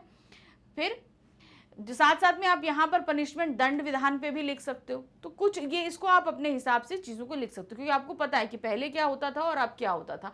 पहले क्या होता था ये पाठ में बताया गया, अब क्या होता है इससे आप अच्छी तरह वाकिफ हैं, तो इसको इसी तरीके से लिख देंगे। अब आते हैं प्रश्न संख्या 2 पे। हमारी सामाजिक व्यवस्था का कटु यथार्थ क्या है तथा हरिहर काका की स्थिति इससे किस प्रकार भिन्न है, स्पष्ट कीजिए। तो हरिहर काका की स्थिति से हम सभी जानते हैं, हमारी सामाजिक व्यवस्था का कटु यथार्थ क्या है, कड़वा सच क्या है सामाजिक व्यवस्था का। तो मतलब यहाँ पर क्या है, बुढ़ापा हो जाने पर लोगों को ज़्यादा ध्यान नहीं दिया जाता, उनके सम्मान इज्जत नहीं करी जाती है, बहुत से लोगों जगह पे देखा जाता है। तो क्या दिया है, हमारी सामाजिक व्यवस्था का यह एक कटु यथार्थ है कि बुढ़ापे का सहारा कही जाने वाली संतानों या परिवार के अन्य लोगों की बेमेल विचारधारा से वृद्ध व्यक्ति त्रस्त हो जाते हैं। कहने का मतलब क्या है, जो आपको इसको ऐसे समझिए, जनरेशन गैप होता है ना, तो हमारी थिंकिंग में गैप होता है, जनरेशन गैप। जैसे जो लोग बुजुर्ग हैं उनके सोचने का तरीका और उसी चीज़ पर आपका पॉइंट ऑफ व्यू अलग अलग, जैसे मम्मी पापा की भी सोच और आपकी सोच में अलग अलग तरीके से।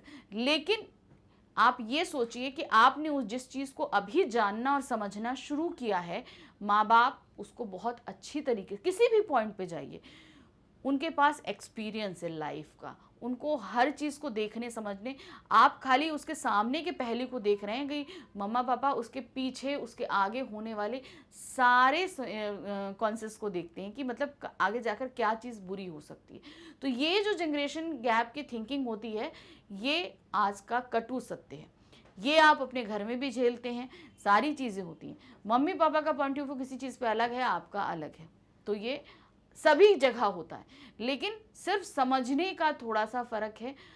मम्मा पापा को समझिए वो क्या कह रहे हैं, मम्मा पापा आपको समझते। मम्मी पापा कभी ऐसा नहीं चाहेंगे कि आपको कोई तकलीफ हो, नहीं तो हम लोग क्या कहते हैं, आप ऐसे समझो हर व्यक्ति अपनी लाइफ से कुछ ना कुछ एक्सपीरियंस लेता है, ठीक है, मगर उन्होंने जो एक्सपीरियंस लिया है वो एक्सपीरियंस आपके साथ वो शेयर कर रहे हैं ताकि आपको तकलीफ नहीं हो। तो उनके व्यू को समझना हमारा पहला कर्तव्य होता है, ठीक है। तो क्या दिया है आपको, सामान्यतः उनके पास कोई संपत्ति या अधिकार नहीं होता, लेकिन हरिहर काका की स्थिति इससे भिन्न दिखाई देती है। हरिहर काका के पास जमीन जायदाद है, परंतु वह इस रूप में भी एक नए शोषित वर्ग के प्रतिनिधित्व के रूप में दिखाई देते हैं।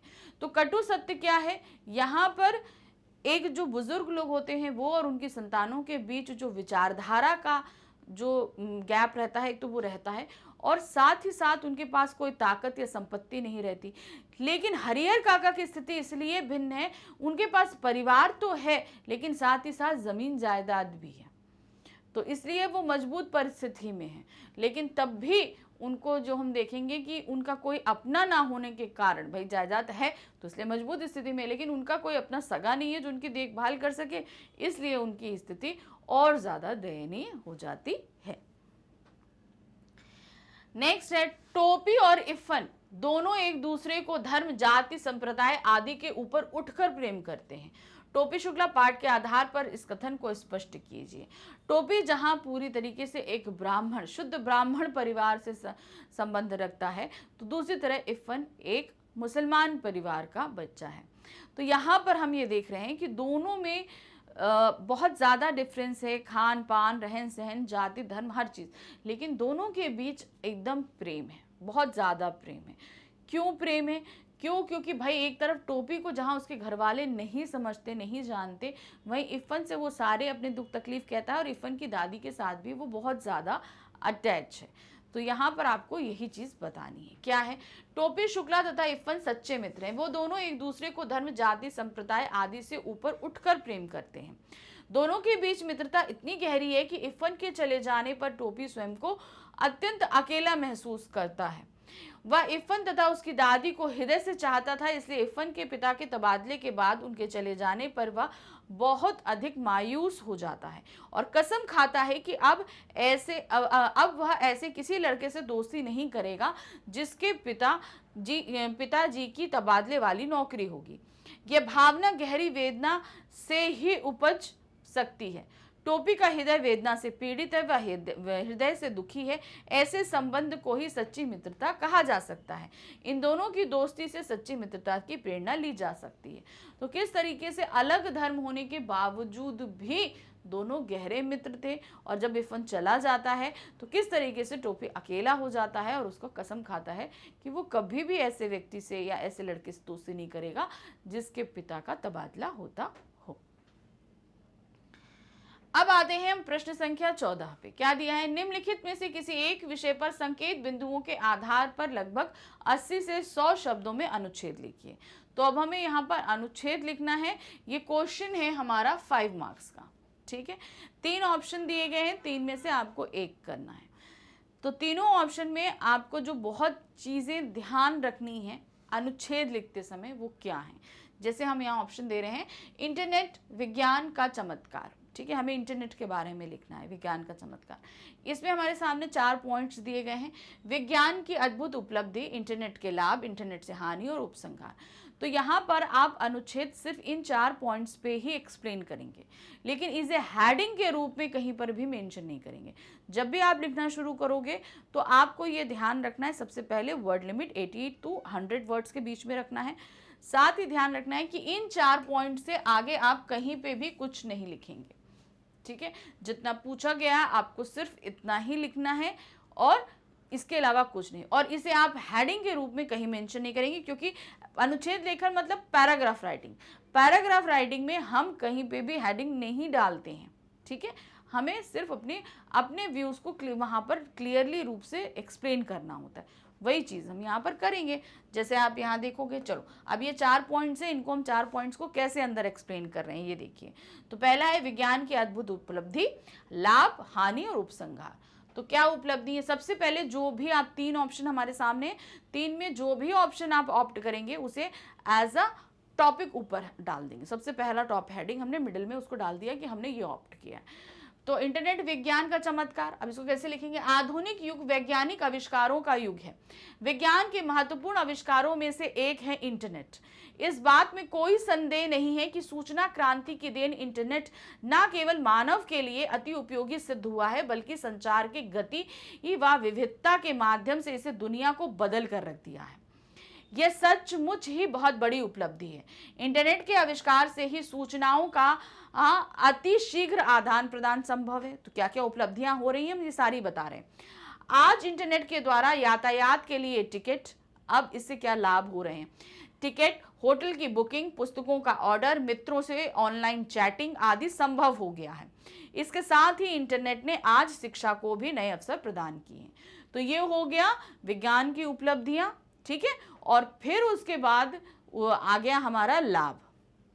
तो 2 पॉइंट हमने यहाँ क्लियर करे। अब इंटरनेट के लाभ के साथ साथ इसमें विभिन्न हानियां भी। अब हमारा तीसरा पॉइंट कहाँ था, हानियां, उसके बाद उपसंहार। इसके प्रयोग से युवा सोशल नेटवर्किंग साइटों की ओर काफी आकर्षित हो जाते हैं। इसके साथ ही युवा इंटरनेट का दुरुपयोग अश्लील साइटों को देखने के लिए भी करते हैं। कई बार यह भी देखने में आता है कि हजारों लोगों की निजी बातें इंटरनेट पर डाल दी जाती हैं। इस प्रकार देखा जाए तो जहां एक और इंटरनेट ज्ञान का सागर है, अब देखिए यहां तक हमारी हानियां हो गई, अब यहां से हमने उपसंहार शुरू कर दिया। इंटरनेट ज्ञान का सागर है, वहीं दूसरी ओर इसमें दोषों की भी कमी नहीं है। यह स्वयं हम पर निर्भर करता है कि हम इसका उपयोग करते हैं या दुरुपयोग। तो देखिए 4 पॉइंट्स को हमने 100 वर्ड्स के अंदर फटाफट क्लियर कर दिया, लेकिन कहीं पे भी उन संकेत बिंदुओं को हमने हेडिंग के रूप में यही मेंशन नहीं किया। तो इसी तरीके से आपको लिखना, हेडिंग बिल्कुल नहीं डाली जाती है कभी भी अनुच्छेद लेखन। निबंध लिख रहे होते हैं तो हम हेडिंग्स डालते हैं, लेकिन अनुच्छेद लेखन में हमें नहीं डालनी होती है। अब नेक्स्ट आते हैं। नेक्स्ट हमारा ऑप्शन है वन संपदा। क्या है, वनों की आवश्यकता, वनों के प्रत्यक्ष लाभ, वनों का अप्रत्यक्ष लाभ और वन संरक्षण हमारा कर्तव्य। तो यहाँ पे 4 पॉइंट्स दिए हैं। वनों की आवश्यकता हमें क्यों है, हमें प्रत्यक्ष यानी कि डायरेक्ट क्या लाभ मिलता है, अप्रत्यक्ष लाभ यानी कि इनडायरेक्ट कौन सा लाभ मिलता है, और वन संरक्षण के लिए हमारा कर्तव्य क्या है। ये 4 पॉइंट्स हमें क्लियर करने। तो जब आप लिखना शुरू करोगे तो सबसे पहले टॉप हेडिंग डालेंगे हम वन संपदा। क्या करेंगे, मनुष्य का वनों से बहुत पुराना संबंध है। मनुष्य का प्रारंभिक आवास वन ही थे। वन हमारी अनेक आवश्यकताओं की पूर्ति करते हैं। वन किसी भी राष्ट्र की उन्नति में सहायक होते हैं। अब भूतपूर्व प्रधानमंत्री स्वर्गीय पंडित जवाहरलाल नेहरू ने कहा था, एक उगता हुआ वृक्ष राष्ट्र की प्रगति का जीवित प्रतीक है। वनों से हमें बहुत से प्रत्यक्ष लाभ हैं। वनों से हमें लकड़ी प्राप्त होती है जो मुख्यतः ईंधन के रूप में जलाने, फर्नीचर तथा वनों से दुर्लभ जड़ी बूटियां भी मिलती हैं जो अनेक लोगों को उपचार में सहायक होती हैं। वनों से हमें अप्रत्यक्ष लाभ भी हैं। अब देखिए हमने यहाँ पर अब आ गए हमारा तीसरा हेडिंग, अप्रत्यक्ष लाभ भी मिलते हैं। सर्वप्रथम वन पर्यावरण के संतुलन को बनाए रखने में सबसे अधिक महत्वपूर्ण होते हैं, यानी कि हमारे इकोसिस्टम को बनाए के रखते हैं। वे पर्यावरण से कार्बन डाइऑक्साइड ग्रहण करते हैं और जीवों के लिए जीवन वर्धक प्राणवायु ऑक्सीजन छोड़ते हैं। वनों के प्रत्यक्ष व अप्रत्यक्ष लाभों को देखते हुए उनका संरक्षण करना हमारा कर्तव्य है।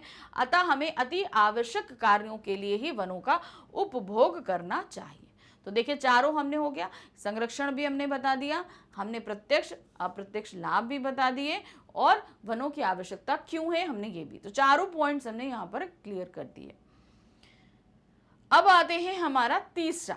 तो तीसरे में हमारे पास है सूक्ति। अब इस सूक्ति को हमें एक्सप्लेन करना है। क्या है, जो तो को काटा बोहे ताही बोही तू फूल, तोहे फूल तो फूल बाको है त्रिशूल। यानी कि जो तुम्हारे लिए कांटा बोए उसके लिए तुम फूल बो। तुम्हारे लिए वो कांटा भी फूल रहेगा, लेकिन उसके लिए फूल भी कांटा हो जाएगा। तो यहाँ पर अभी इस दोहे को का अर्थ हमें बताना है पहले, फिर इस मत का विरोध करना है, हमें इसके अपोजिट में देना है। ठीक है, अपोजिट में बताना है, कुछ लाइंस लिखनी है। फिर विरोध का आधार, अगर हम इसको विरोध कर रहे हैं तो इसका आधार हमें बताना है कि हम इस सूक्ति का विरोध क्यों कर रहे हैं। फिर आते हैं हिंसा से क्षमा अधिक प्रभावशाली होती है। फिर लास्ट एक्सप्लेनेशन देना है कि जो हिंसा होती है उससे जो है क्षमा जो है वो ज़्यादा, यानी किसी को हम बोले ना आँख के बदले आँख लो, उससे अच्छा है कि उसे माफ़ कर दो, वो ज़्यादा प्रभावशाली होती है। कैसे उसको लिखेंगे, देखिए सबसे पहले हमें क्या है, हेडिंग डालनी है। तो हमने दोहा लिख दिया। अब क्या है, जो तो को काटा बो है ताही बोही तू फूल, तो को फूल तो फूल बाको है त्रिशूल। इस दोहे के द्वारा ये बताया गया है कि बुरे कर्म का विरोध बुरे कर्म से नहीं किया जाना चाहिए, बल्कि बुरे का प्रतिकार भी अच्छाई से करना चाहिए। मतलब जो हमारे साथ बुरा करे हमें उसके साथ बुरा नहीं करना है, हमें उसके साथ अच्छाई करनी है। कुछ लोग इस मत का विरोध करते हुए कहते हैं यदि कोई हमारी एक आंख फोड़े तो हमें उसकी दोनों आंखें फोड़ देनी चाहिए, जिससे भविष्य में वह इस प्रकार का बुरा कर्म दोबारा ना कर सके। तो यहाँ पर बताया गया कि कोई एक पढ़ो दो पढ़ दो, उसको समझ में आएगा कि उसने गलत कार्य किया इसलिए भविष्य में वो कार्य नहीं करेगा। कुछ लोगों का मत ऐसे भी होता है। कुछ असहिष्णु व्यक्ति सुभाष चंद्र बोस, बाल गंगाधर तिलक और भगत सिंह जैसे अनेक क्रांतिकारियों का उदाहरण देकर यह बताने का प्रयास करते हैं कि भगवान रामचंद्र जी भी जब तक समुद्र को धनुष की प्रत्यंचा पर बाढ़ चढ़ाकर नहीं डराया था, तब तक समुद्र ने भी रास्ता देने के लिए तैयार नहीं हुआ था। तो यहाँ पर यह भी बताया जाता है कि भाई हम विनम्रता के साथ उससे आग्रह कर रहे थे राम जी कि भैया रास्ता दे दो, समुद्र रास्ता दे दो, उन्होंने नहीं दिया। लेकिन जब उन्हें गुस्सा आया, जैसे उन्होंने प्रत्यंचा उठाई तो समुद्र भी थरथर करके कांपने लगा था और तब उसने रास्ता दिया था। मतलब कुछ लोग सिधाई से बात को नहीं समझते, उनके सामने हमें क्रोध को दिखाना ही पड़ता है। तो अब आपने यहाँ देखा, हमने अर्थ दे दिया, उसके विरोध का मत रखा। अब विरोध का हम समर्थन कर रहे हैं कि हम उसका आधार बता रहे हैं कि आखिर हम क्यों विरोध कर रहे हैं इस दोहे का। यदि हिंसा का उत्तर प्रतिहिंसा ही है तो प्रेम का तो अस्तित्व ही समाप्त हो जाएगा। अब लास्ट हमारा क्या है कि हिंसा जो है उसका उत्तर हमें प्यार से देना है और संसार में केवल प्रतिरोध रह जाएगा। हिंसा से क्षमा अधिक प्रभावशाली होती है। हिंसा का उत्तर हिंसा से देने वाले ये भूल जाते हैं कि अहिंसा और प्रेम के आधार पर ही एक कमजोर शरीर के गांधी ने ब्रिटिश सरकार को पराजित कर उन्हें भारत छोड़ने के लिए विवश कर दिया था। महात्मा बुद्ध, गुरु नानक आदि अनेक संत इसके प्रमाण हैं कि भलाई और क्षमा से बड़े शत्रु को भी झुकाने की शक्ति है। इस प्रकार कह सकते हैं कि बुरे कर्म का विरोध बुरे कर्म से ना करके अच्छाई से करना चाहिए। तो देखिए, चारों मत हमने प्रस्तुत किए। दोहे का अर्थ था, इस दोहे का विरोध था, उस विरोध का आधार हमने प्रस्तुत किया, हमने श्री राम जी का उदाहरण देकर।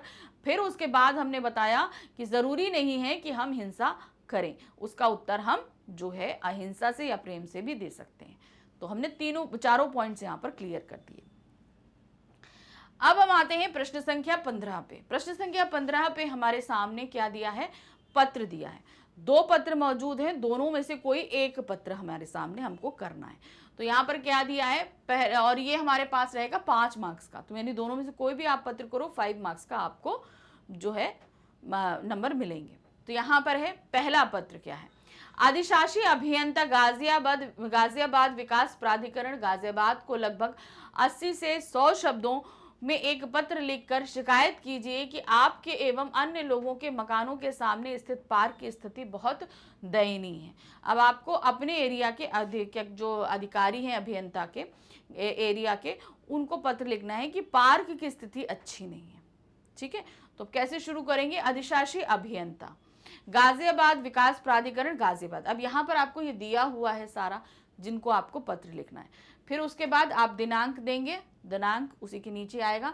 फिर विषय आप लिखेंगे, विषय किस पे है, न्यू कविनगर के पार्क संख्या 2 यानी सेक्टर 3 की सफाई के संबंध में।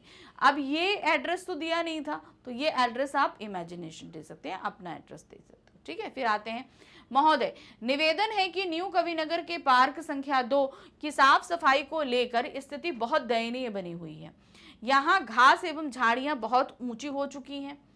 इसके अतिरिक्त आसपास की कॉलोनियों के निवासी रात में आकर इस पार्क में कूड़ा डाल देते हैं। यही कारण है कि यहाँ कीट पतंगों तथा जंगली जानवरों के रहने का खतरा बना हुआ है। पार्क के आसपास बने घरों में रहने वाले छोटे छोटे बच्चों के खेलने के लिए जगह के रूप में यही एकमात्र पार्क है। यदि ये बच्चे इस पार्क में खेलने जाएं तो सांप, कीड़ों आदि तथा आदि द्वारा उन्हें काटने का भय रहता है। आपसे विनम्र निवेदन है कि पार्क के उचित रखरखाव का कार्य शीघ्र आरंभ करने की कृपा करें, ताकि यहाँ बढ़ने वाली गंदगी से छुटकारा पाया जा सके। इसके लिए हम सभी आपके आभारी रहेंगे। धन्यवाद, भवदिया। नीचे आप अपना नाम दे देंगे। अच्छा, यहाँ पर जो आपको ध्यान रखना है, कोशिश कीजिए कि लेटर आपका एक ही पेज में आए, जो सही फॉर्मेट हमारा है वो जो है एग्जामिनर को दिखाई दे, जो कॉपी चेकिंग करते हैं उनको दिखाई दे। इसलिए कोशिश करना कि ये नहीं कि आधा इधर है आधा इधर। अगर एक ही पेज पे आपके एग्जाम कॉपी पे आता है तो मस्ट है। डेट आप वही डालोगे जिस डेट को आप लेटर लिख रहे हो। साथ ही ये कभी भी का, खा, गा नहीं डालना, इसकी जगह आपको सिर्फ अपना नाम डालना है। अगर आपको क्वेश्चन में बाउंड किया गया है कि आप प्रत्युष या प्रत्युषा हैं या रवीश हैं, आपका नाम अगर बाउंड किया गया है तो आप नाम वही डालोगे, अगर नहीं है तो आप अपना नाम डालेंगे। क्लियर?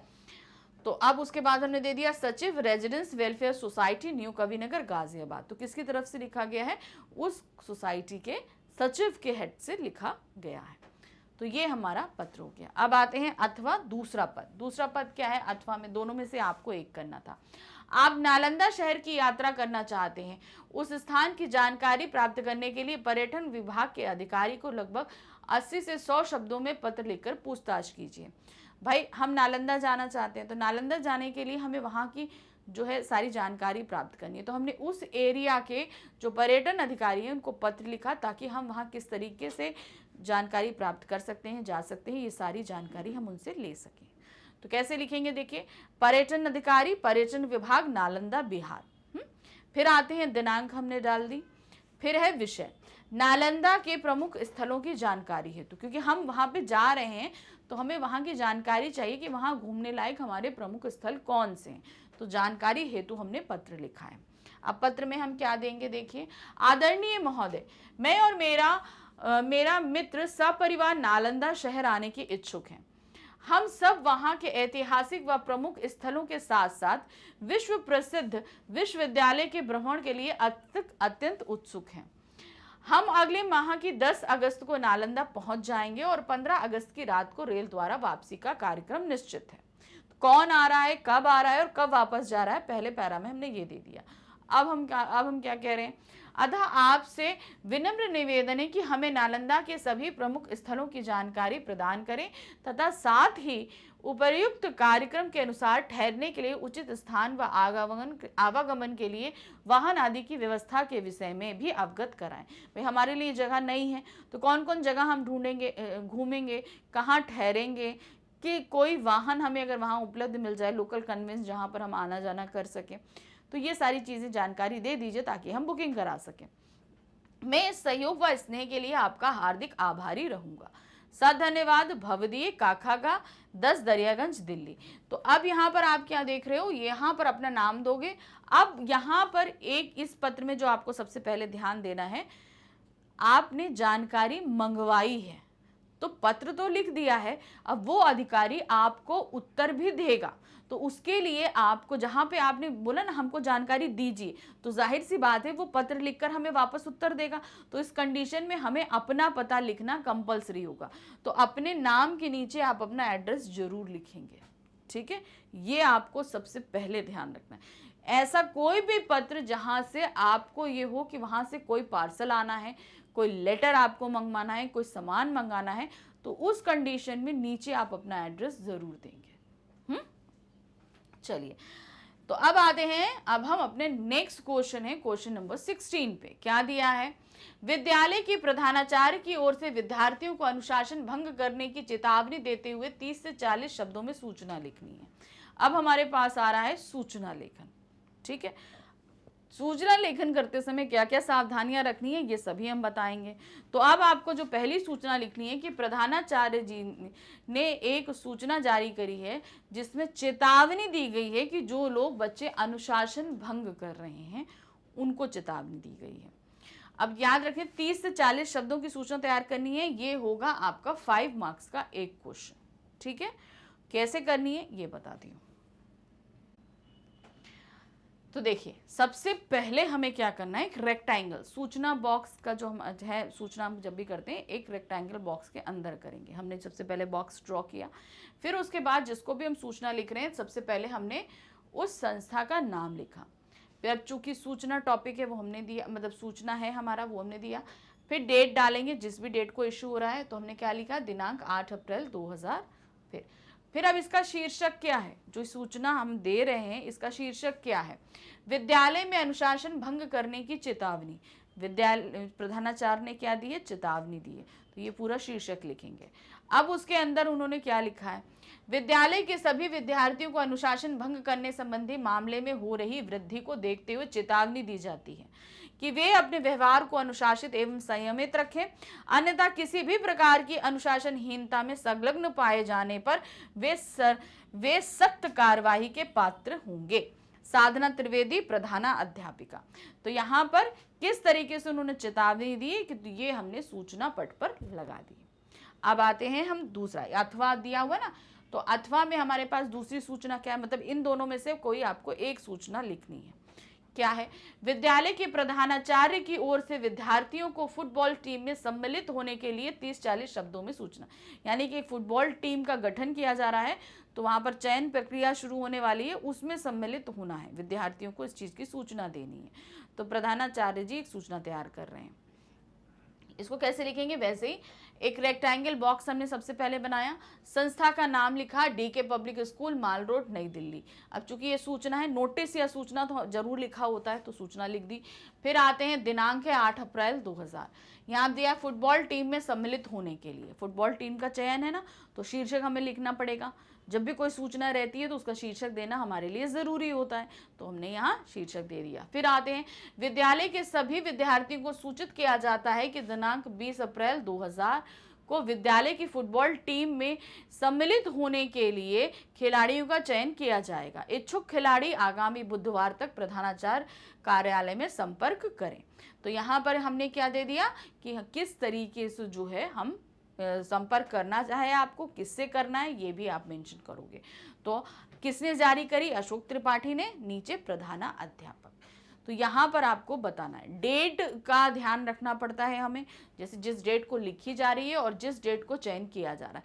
तो आप यहाँ पर देख रहे हो 12 दिन का गैप है, तो चयन कितना है, 12 तारीख को किया जाएगा। लेकिन उससे पहले जो लोग वहाँ संपर्क करना चाहते हैं वो अपना नाम उससे पहले ही प्रधानाचार्य को दे दें, ये चीज़ बताई गई है। तो ये हो गया हमारा प्रश्न 16। अब आते हैं 17 पे। क्या दिया है भाई 17 में,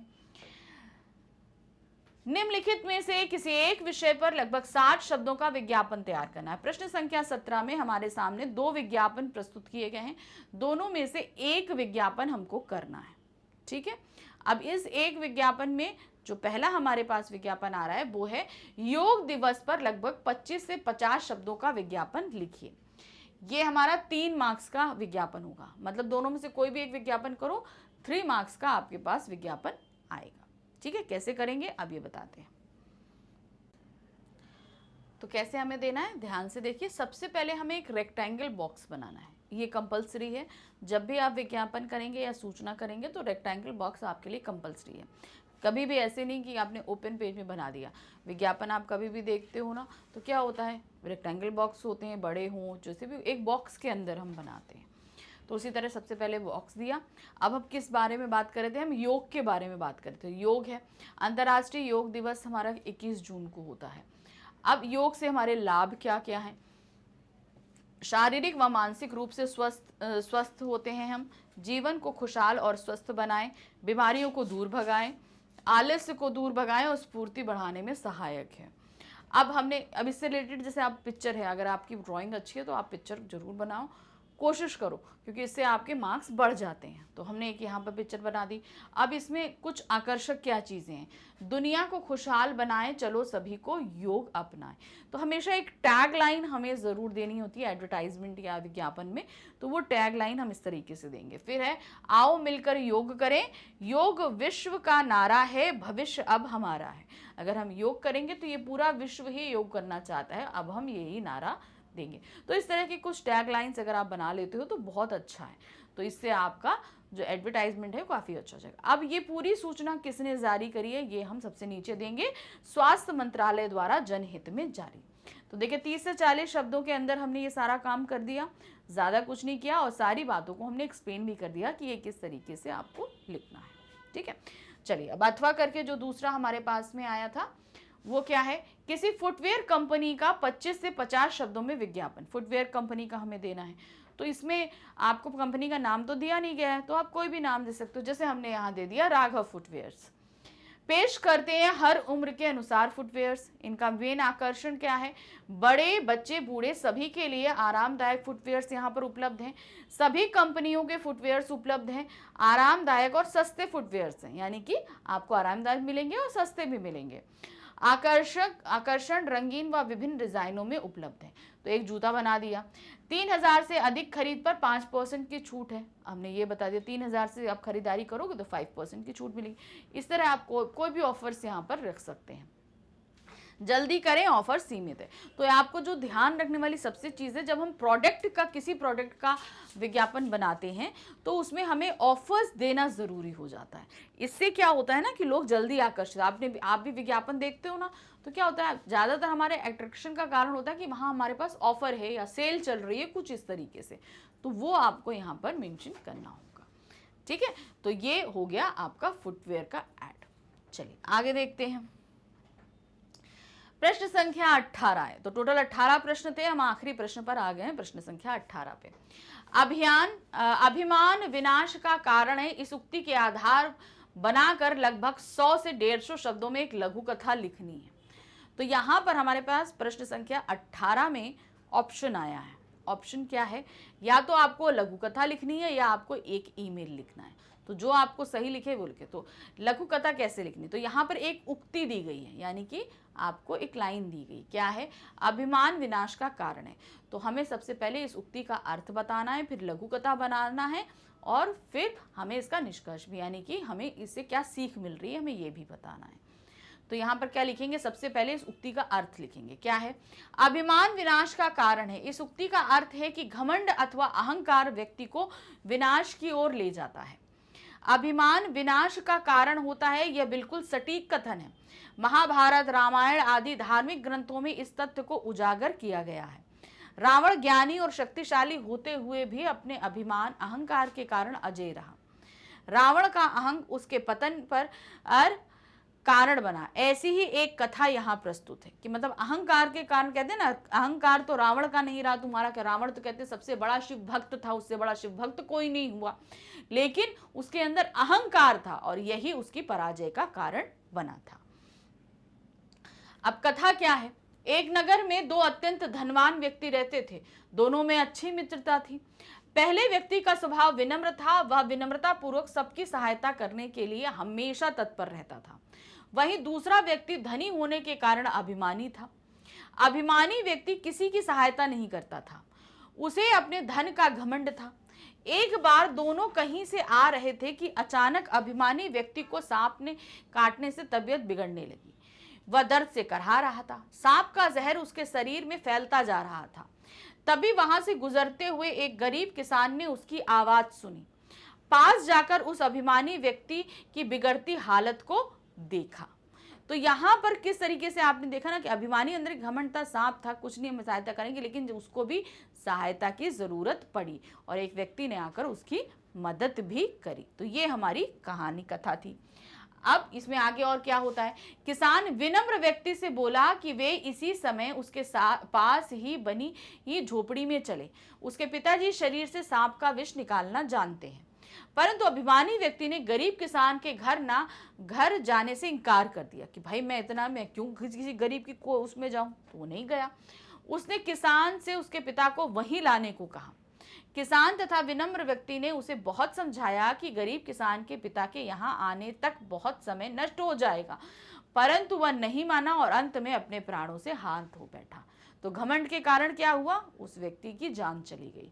भाई अगर वो चला जाता, अब यहाँ से एक व्यक्ति जाएगा कुटिया तक, वहां से फिर उनको लेकर आएगा तो टाइम लगेगा ना, ये सीधे यही पहुंच जाए, आधे टाइम में काम हो जाता तो वो बच जाता, लेकिन वो नहीं गया और अपने प्राणों से हाथ धो बैठा। अब इस कहानी से हमें सीख क्या मिलती है, वस्तुतः यह कथा हमें संदेश देती है कि जो लोग घमंड और अहंकार में रहते हैं उनका सर्वथा विनाश होता है। यानी कि हमें कभी भी घमंड नहीं करना है, जितना है जो कुछ है ईश्वर ने दिया है, ईश्वर जब चाहेगा वो हमसे ले सकता है। तो हमें कभी भी किसी चीज़ पे घमंड नहीं करना चाहिए। क्यों, क्योंकि अगर हमने घमंड किया उसी जगह हमारा सर्वनाश तय है। तो ये हमारी कथा हो गई। अब अथवा करके हमारे पास आता है ईमेल। अब हमें ईमेल लिखना है, क्या है भाई, अपने विद्यालय के प्रधानाचार्य को विज्ञापन की प्रयोगशाला को अत्याधुनिक बनाने की आवश्यकता समझाते हुए ईमेल लिखना है।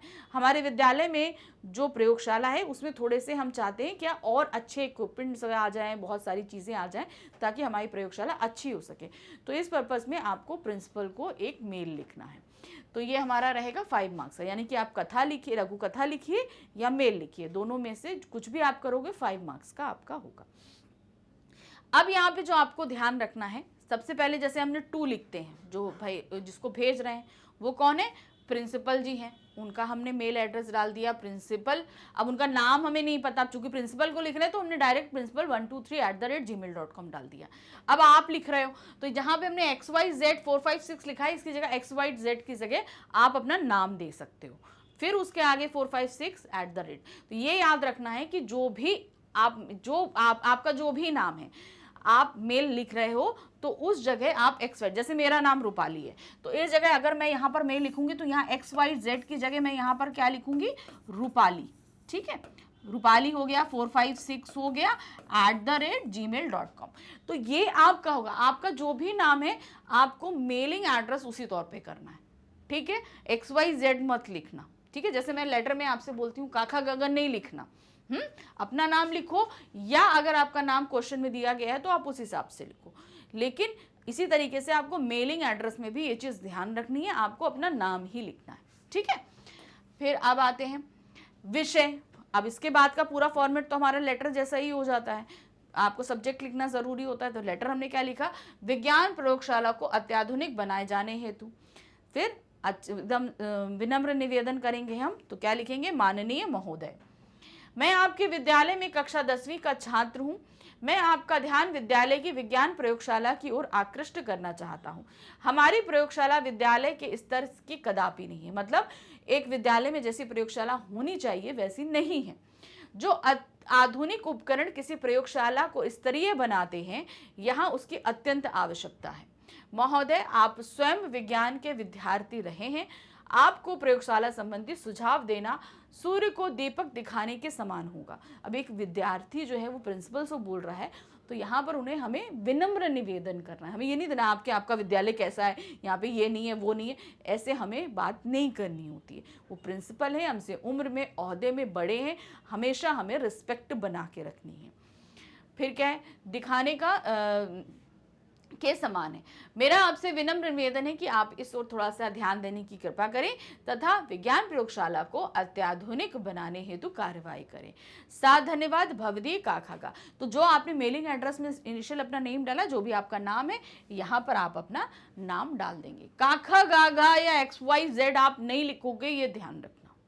ठीक है, दिनांक आप इसके नीचे डाल सकते हैं।